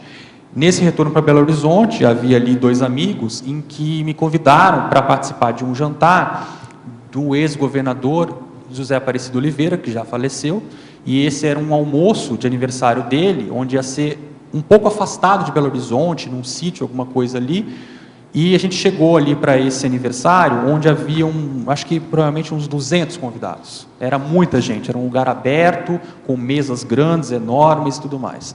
Bom, chegando nesse local, eu basicamente conheci umas 3 pessoas que estavam ali, né? Aí a gente, num dado momento, foi sentar para almoçar, para fazer a refeição, e aí as pessoas, são mesas coletivas, as pessoas foram se sentando, eram mesas grandes, né? E aí eu começo a conversar com a pessoa que estava na minha frente, que não era um conhecido. Aí a gente começa a conversar, eu sou de Diamantina. Ah, sim, que interessante, eu acabei de vir de lá, eu estava fazendo uma pesquisa, nananana. Ah, e o que você faz? Ah, eu estou pesquisando isso, e você? Ah, eu sou professor de história. E aí, conversa vai, conversa vem, era o professor, que eu não encontrei em Diamantina, eu fui encontrar ele aos arredores de Belo Horizonte, quer dizer, matematicamente falando, né, Rosa? Isso, de maneira aleatória, é uma coisa que não tem onde encaixar, não tem como você explicar isso matematicamente, né? O que a gente pode deduzir disso é que provavelmente houve uma intervenção séria de inteligência evolutiva ali que possibilitou aquele encontro de uma forma absurda. Quer dizer, a pessoa não é que eu me esbarrei com a pessoa ali no almoço, não, a pessoa sentou na minha frente, num local de 200 pessoas que foram convidadas, e num contexto totalmente diferente, né? Quer dizer, eu vou procurar a pessoa em Diamantina, ela é Diamantina, eu vou encontrar ela não sei quantos quilômetros. Minas Gerais é grande, né? Não é pertinho, Diamantina é bem longe. Então, isso é para ter uma ideia do nível de sincronicidade que as coisas se dão num trabalho que envolve multidimensionalidade, em que a coisa tem confluência. E aí, o exemplo é justamente isso daqui, né? O que é seu vem para você. Dessa dedução é que eu tiro, né? Por que veio essa informação? Porque aquilo tinha conexão comigo, tinha conexão com o trabalho, né? E assim, aí eu começo a avaliar, né, gente? Às vezes a pessoa pode achar assim, nossa, mas aí o Alexandre, né, extrapola muito a minha realidade. Eu não vejo dessa forma. O que eu aprendi nessas viagens, nessa pesquisa que eu fiz na elaboração desse livro, é o seguinte: provavelmente esse nível de interação, de sincronicidade com as coisas acontece o tempo todo e a gente não se dá conta. É essa a lição que eu tiro dessas situações. Ou seja, cada um de nós aqui deve vivenciar essas coisas diariamente em termos de sincronicidade. Como eu estava mais atilado para a pesquisa, com foco, com mais, provavelmente, extrapolacionismo de parapercepção, isso possibilitou que eu percebesse as conexões das coisas. Não foram só esses casos, foram várias situações em que aconteceram, foi um exemplo, mas a sensação que me dava, e era realmente isso, era o tempo todo a coisa tinha conexão. Eu ia para um lugar e encontrava pessoas que tinham relação com o trabalho, com a assistência que precisava ser feita. E eu acho que, no nosso contexto, se a gente for avaliar, o tempo todo é assim com a gente. Se a intencionalidade da pessoa for positiva, for assistencial, se ela não estiver obnubilada, né? Por isso que é importante a gente abrir cada vez mais a nossa cabeça para o parapsiquismo, porque às vezes o nosso dia a dia engole tanto a gente que as coisas estão acontecendo ao nosso redor, as oportunidades estão acontecendo e a gente está desperdiçando. É essa a lição que eu tiro dessa minha experiência que eu tive. Assim. Alexandre, eu queria só colocar mais uma questão nisso, é que assim, eu ouvindo você falar, a sensação que eu tenho é que as pessoas esperam ter um nível de sincronicidade desse para chancelar que o que elas estão fazendo é sério e que precisa ser levado a sério, né? Só que eu vejo como um movimento inverso. A partir do momento que você valoriza as pequenas coisas, porque assim, tem níveis de sincronicidade que realmente são acachapantes. Não tem jeito de eu fugir. Agora, se a gente não dá valor nas pequenas que vão acontecendo e que vão te encaminhando para determinado ponto, esse nível de sincronicidade mais impressionante, assim, ela não acontece, porque você já passou batido do fluxo das outras sincronicidades, né? Então, eu acho que isso é interessante até dentro do que a Isabel trouxe. Eu não sei o que escrever, eu não sei qual que é o meu tema, eu não sei. Mas o quanto a gente vai tendo sinais ao longo do tempo e que a gente não percebe ou que a gente ignora mesmo, né? Por irresponsabilidade ou, sei lá, falta de atenção, a gente vai ignorando. E aí que acontece um negócio assim tão forte para acreditar, né? Então, Luciano, o que eu vejo é o seguinte: qual que é o erro que eu vejo mais comum acontecendo numa situação como essa? E eu, felizmente, não tenho essa tendência nas minhas situações. É a pessoa se deslumbrar. Então, acontece uma condição como essa, ela fica doida, deslumbrada, achando aquilo o máximo. Eu, sinceramente, não fiquei deslumbrado. Eu fiquei até certo ponto revoltado comigo mesmo. Por quê? O meu primeiro pensamento foi: por que eu não tenho isso no meu dia a dia? Perfeito. Por que eu não estou enxergando essas situações no meu dia a dia?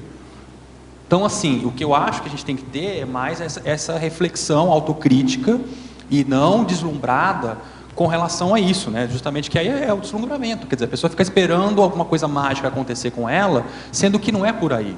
Até certo ponto, a gente pode começar a extrapolar isso daí, né? Ou seja, então, se eu tive esse tipo de colher de chá dos amparadores, é porque eu sou incompetente. Não? Sim, se eu não tive capacidade de fazer isso por mim mesmo, precisei de ajuda dos amparadores para enxergar algumas coisas, é incompetência minha. Então eu ainda preciso desse tipo de situação. Mas foi algo didático, que ajudou, naquele contexto, me ajudou, houve efeitos positivos, então está tudo certo. Mas teria sido um erro maior ainda se eu tivesse ficado deslumbrado, achando aquilo o máximo. Nossa, como eu sou bom, olha que coisa interessante, não sei o que lá, fica se exibindo e tudo mais. Não é isso. Aquilo é uma lição para a gente tirar, para avaliar o nosso dia a dia, né? Ter autocrítica. Então eu concordo plenamente com você, acho que é por aí, né? E eu vejo que às vezes o mais sério é isso: as oportunidades do nosso dia a dia passam e a gente não entende porque a gente está obnubilado com as nossas mazelas pessoais. Acho que é por aí. Alexandre. Aqui. Opa, tudo bom? Os dois livros que você escreveu, né? Um sozinho, o outro com um grupo, ele me parece que tem muito a ver com o processo de reurbanizações extrafísicas, assim, né? Com o preparo, assim, uma capacitação das consciências das consciências também para esse processo todo que está acontecendo. Que contribuições você percebeu, assim, com esses dois livros nas reurbanizações extrafísicas e intrafísicas? Como é que é o seu nome mesmo? Desculpa. Fernando. Eu vejo assim, nesse mundão difícil que a gente está vivendo hoje, qualquer coisa positiva, cosmoética, interassistencial que a gente fizer vai ajudar para a reurbanização. Por quê? A gente está numa condição tão crítica que a pessoa ajudando a família dela, ela já vai estar ajudando na reurbanização. Por quê? A reurbanização começa daí, né? Então, eu vejo que eu concordo com você. Eu acho que ajuda, sim. O inversão existencial, ele ajuda em que sentido? Ele ajuda na consciência vir mais cedo, recuperar os seus cons mais cedo, eliminar o porão consciencial, que hoje a vida humana não está fácil, droga, um monte de desvios, um monte de coisa que leva a pessoa para um outro caminho e às vezes a pessoa pode até retomar a proex dela, mas numa outra condição, que não vai ser a mesma inicial, né? E o JK é a mesma coisa, né? Que na verdade é uma avaliação de uma personalidade política positiva e que a gente pode trazer isso para outros contextos, né? Para outros políticos, utilizar isso, né? Mais como debate, como extrapolacionismo, né? De outras condições. Mas o que eu vejo é isso. Acho que a gente tem que ter em mente que o que a gente fizer de positivo nessa dimensão intrafísica aqui, para ajudar os outros, para fazer assistência cosmoética, com base cosmoética, ela vai ajudar na reurbanização, né? Então esse é o ponto mais crítico. E lógico, a gente começa a ver em projeções, começa a ver em TENEPs, uma série de questões que têm relação com a reurbanização. Mas não é só, a reurbanização não é só a conexão que a gente faz com o extrafísico, a reurbanização é aqui. Né? Tem certos lugares aqui na intrafisicalidade que às vezes são piores ou tão ruins quanto as que a gente vai visitar no extrafísico. É até nesse sentido que eu percebo que o livro do JK, você fala bastante também do contexto que estava acontecendo, que é a construção de Brasília, que tem bastante a ver com reurbanização intrafísica, assim, né? Com a ideia de materializar uma ideia de cidade, ou modelos de cidade, né? E isso é um processo que a gente está vivendo hoje ainda, né? Então, nesse sentido, é que eu percebo, o seu livro ele faz uma reflexão para quem trabalha com essa área de pensar cidades, construir cidades, né? Como fazer de uma forma que seja além do que foi Brasília. Que hoje a gente ainda tem muito Brasília como modelo, mas na verdade a gente tem que pensar num modelo bem além de Brasília, né? E aí nesse sentido que eu acho que eu li seu livro até no começo do ano, foi bem interessante essa reflexão. Então, hoje está uma situação política, né, super complicada, né? Então, eu acho que só de trazer à tona essa questão de avaliar as personalidades políticas com mais criticidade, já valeu. Se isso já serviu para isso daí, já valeu a pena, entendeu? Porque hoje, qualquer político com propaganda política, com um bom marqueteiro, se transforma qualquer, né, desculpe a palavra, boçal, num gestor, num mega político, né? E tudo é fantasia. Então, na realidade, a gente tem que fazer o quê? Tentar desenvolver senso crítico. Quem que é essa personalidade? O que tem por trás dessa propaganda maravilhosa hollywoodiana, né, que tem nisso? Então, acho que é muito sério isso. Legal, obrigado. Valeu.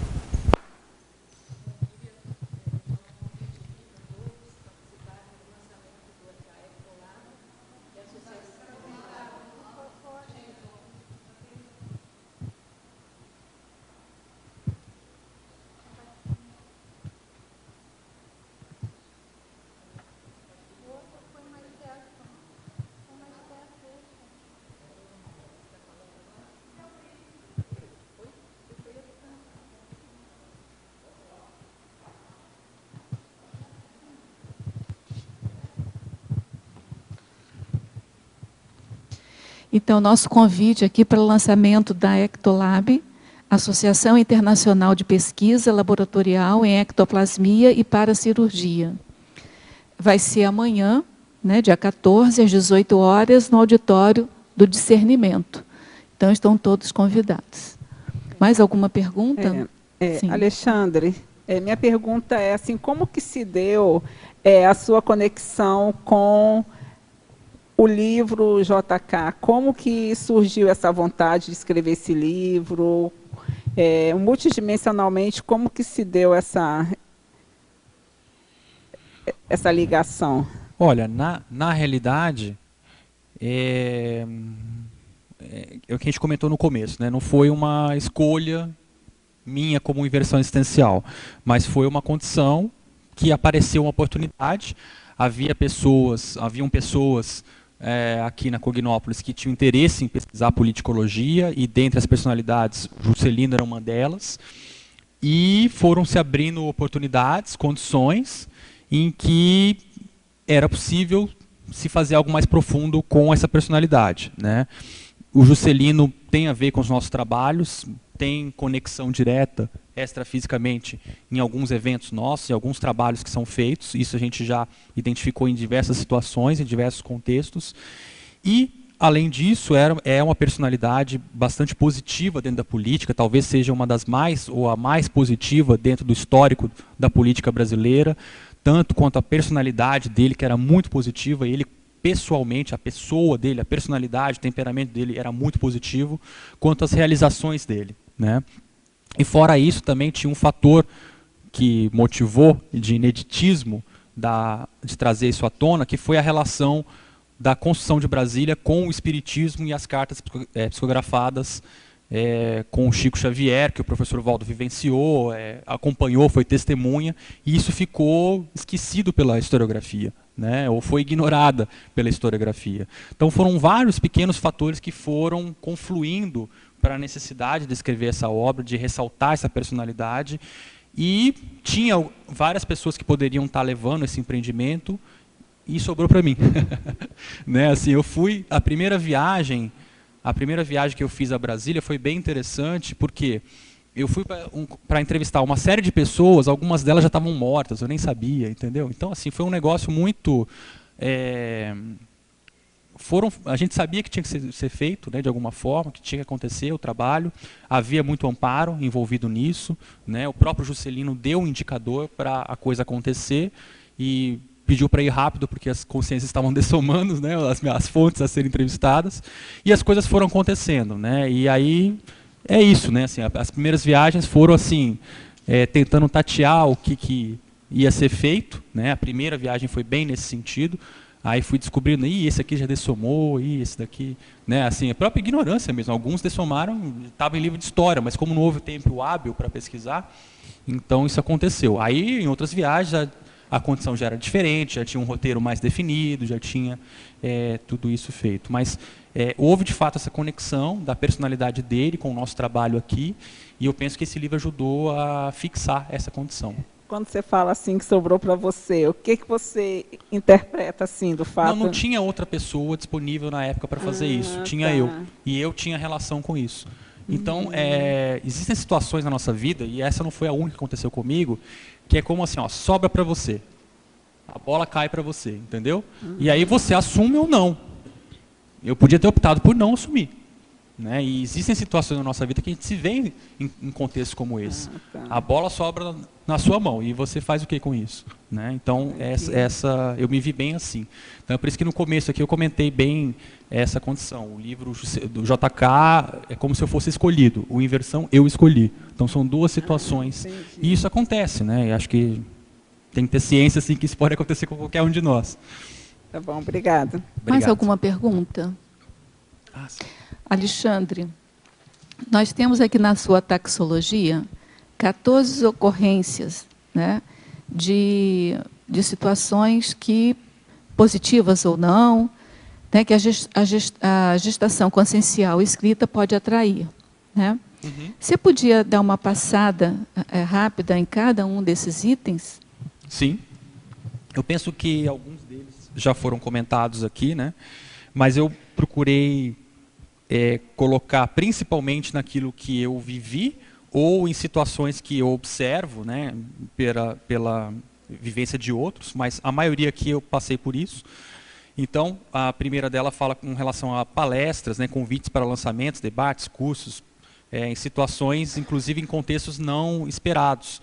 Então, isso são situações que podem acontecer. O teu livro vai atrair situações, pessoas, contextos, e às vezes alguns deles bem inesperados. Uma situação que aconteceu comigo foi um convite para um lançamento do livro na sede da Unimed do Rio Grande do Sul. Isso através de uma pessoa que leu meu livro, que era o presidente ali, e que chamou para eu fazer um lançamento com os coordenadores da Unimed de cada cidade, região ali do Rio Grande do Sul. Então foi feito um lançamento VIP, vamos dizer assim, né, bem interessante. E JK era médico, né, então evidentemente tem essa conexão, e o contexto ali deles era como se fosse um encontro para qualificação, e tinha uma parte ali que era o café com política, então havia uma abertura para isso, né, e foi feito isso. Quer dizer, então são situações que a gente não espera, o que tem a ver uma coisa com a outra, né, mas tem conexões. Então convites inesperados podem aparecer com uma GESCOM. Os feedbacks, né, que são as devolutivas de diversos sobre a obra, a gente comentou agora há pouco aí sobre a questão dos próprios parentes de voluntários, né, o fato de que a gente escreve um livro sobre a ótica da conscienciologia, mas muitos que aproveitaram mais essa obra foi os parentes, né, ou pessoas também, pesquisadores, pessoas interessadas na temática. Isso, o JK teve essa entrada maior num público que não é da conscienciologia, né? O Inversão ele já entrou num público mais de casa aqui nosso. Embora, surpreendentemente, já me disseram em alguns contextos que o Inversão tem sido dado de presente para algumas pessoas, porque a primeira sessão ali de conscienciologia ela é bem fácil de ser lida. Então isso também foi um negócio que não foi feita intencionalmente com esse foco, mas acabou sendo, então valeu a pena nesse sentido também. O outro ponto é a biblioteca, né, aqui, ó, aquisições inesperadas do livro publicado para a biblioteca especializada. Isso aconteceu com o JK. Num dado momento, entrou em contato uma instituição que quis mandar o livro para universidades norte-americanas. Então eles compraram da Editares o livro com desconto, alguma coisa assim, compraram 10 livros e aí acho que mandou para o Centro de Pesquisas da América Latina. Mandou para Harvard, Duke, Stanford, Illinois, Yale, e aí eu não sei todas, mas foram umas 10 mais ou menos. Então foi para o Centro de Estudos da América Latina deles, eles compraram a obra. Isso foi um negócio totalmente inesperado também, assim, que não sei de onde surgiu, acharam pela internet, foi bem curioso. Presentes espontâneos, quer dizer, aquilo que pelo rapport que as pessoas fazem com a obra, acaba chegando, né? As pessoas, aqui um filme, você já viu, esse livro que saiu. Então isso também acontece na elaboração da obra e também pós, isso pode acontecer.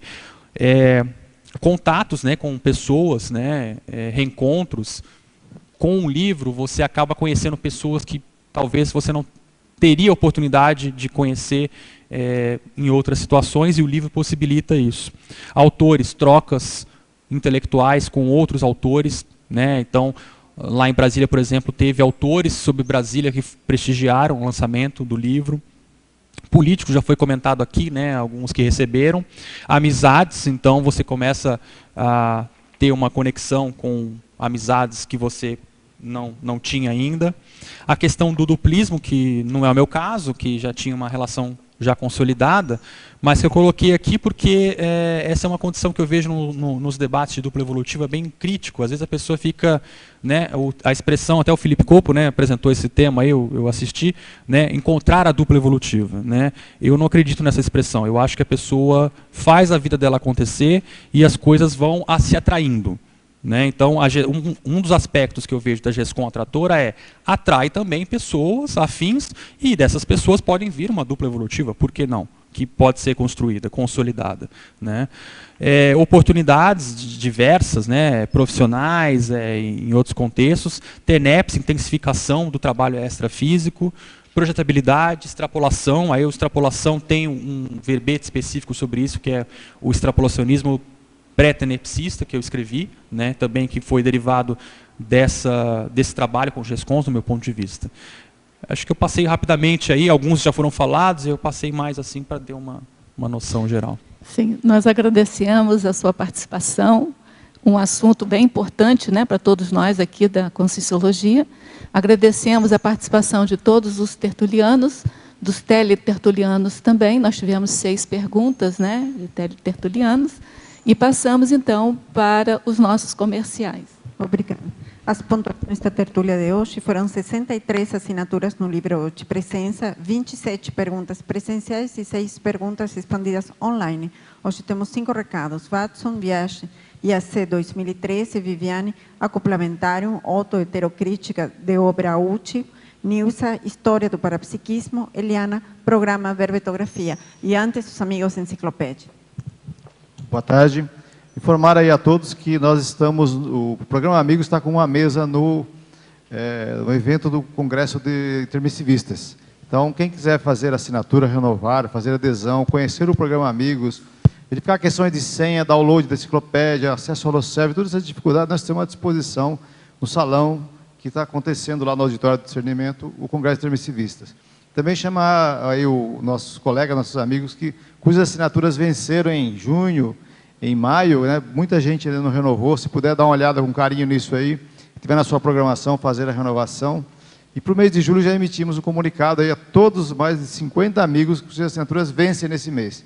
Então é importante o pessoal, hoje é dia 13 já, avaliar isso, a sua possibilidade de renovação da assinatura também no mês de julho. Então nós agradecemos o seu apoio. Olá, boa tarde a todos. Eu estou aqui em nome da IAC para convidá-los para participarem da viagem que estaremos fazendo nesse mês de outubro para a cidade de Frankfurt, na Alemanha, para participar da maior feira de livro do mundo.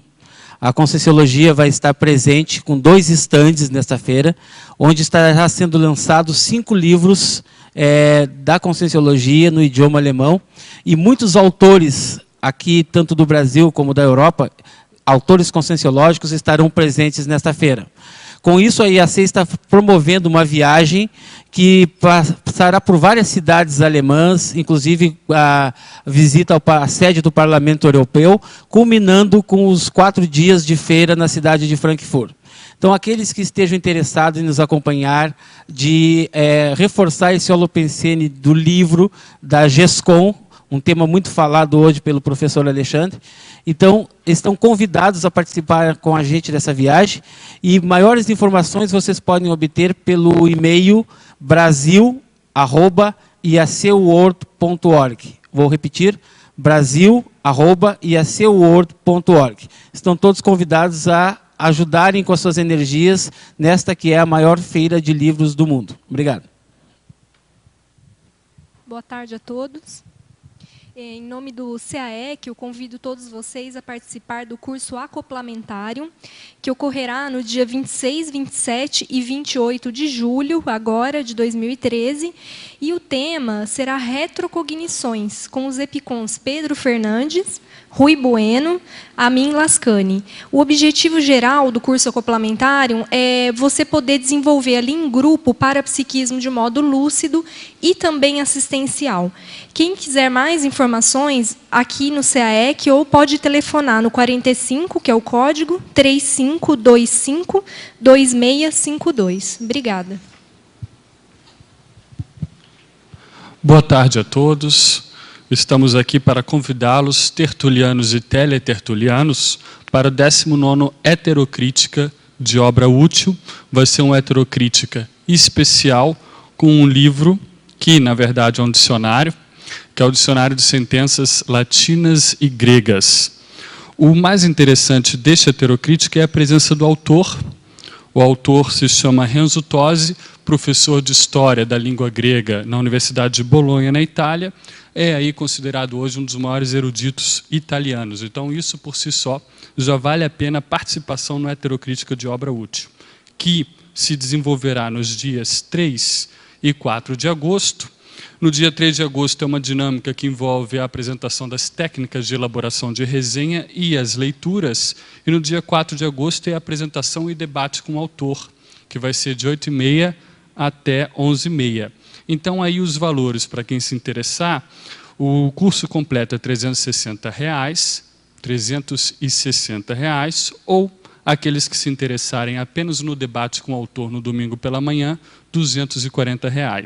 Os livros estão à disposição na livraria Epígrafe e quem quiser ter maiores informações pode entrar em contato com o CAEC no telefone 3525-2652 ou então no e-mail caec@caec.org. Estão todos convidados. Obrigado.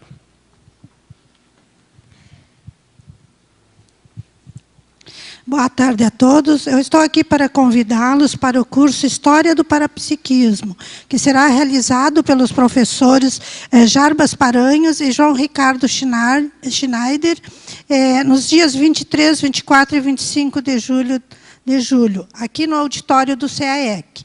Alguns tópicos que os professores irão falar. Apresentação do curso História do Parapsiquismo, o parapsiquismo na Antiguidade, o parapsiquismo no período medieval, o parapsiquismo no período moderno e contemporâneo, e diversas técnicas de parapsíquicas que serão a parte prática também em debate. E aí as vivências do curso também. Informações e inscrições podem entrar em contato com o telefone 045 3525 2652. Repetindo, 045 3525 2652. Ou então na recepção do CAEC. E também pelo e-mail caec@caec.org. Obrigada. Boa tarde.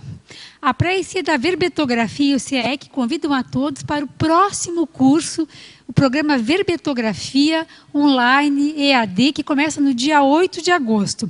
Assim você, teletertuliano ou aqui os tertulianos, que querem escrever o seu verbete ou querem continuar escrevendo o seu verbete e terem o aporte deste programa, que ajuda muito em todo o processo, é muito fácil, é muito simples. Você vai assistir às aulas em casa, no dia e horário em que desejar. Semanalmente, cada aula vai sendo liberada no ambiente Moodle de ensino à distância e você vai assistindo a aula e vai acompanhando nas quintas-feiras à noite, também online, uma aula de tira-dúvidas, onde o seu verbete vai sendo revisado, acompanhado pelos professores e você vai tirando as dúvidas sobre as aulas que assistiu durante o curso.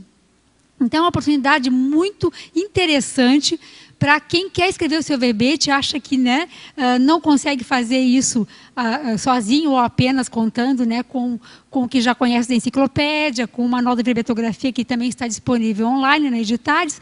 O programa ajuda muito. A gente percebe, eu sou parte da equipe de revisão de verbetes, o verbete que vem do aluno EAD é um verbete que chega, vamos dizer assim, em alto estado, né, num estado bastante avançado de precisão, dentro da conformática e também já bem trabalhado em termos de conteúdo para a enciclopédia. Então, a gente convida todos vocês, próxima turma agora 8 de agosto, é só entrar em contato com o CAEC no 45, código de área, 35 25 26 52. Estão todos convidados. Obrigada.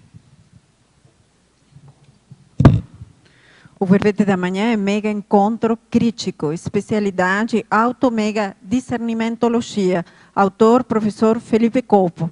Obrigada e boa tarde a todos.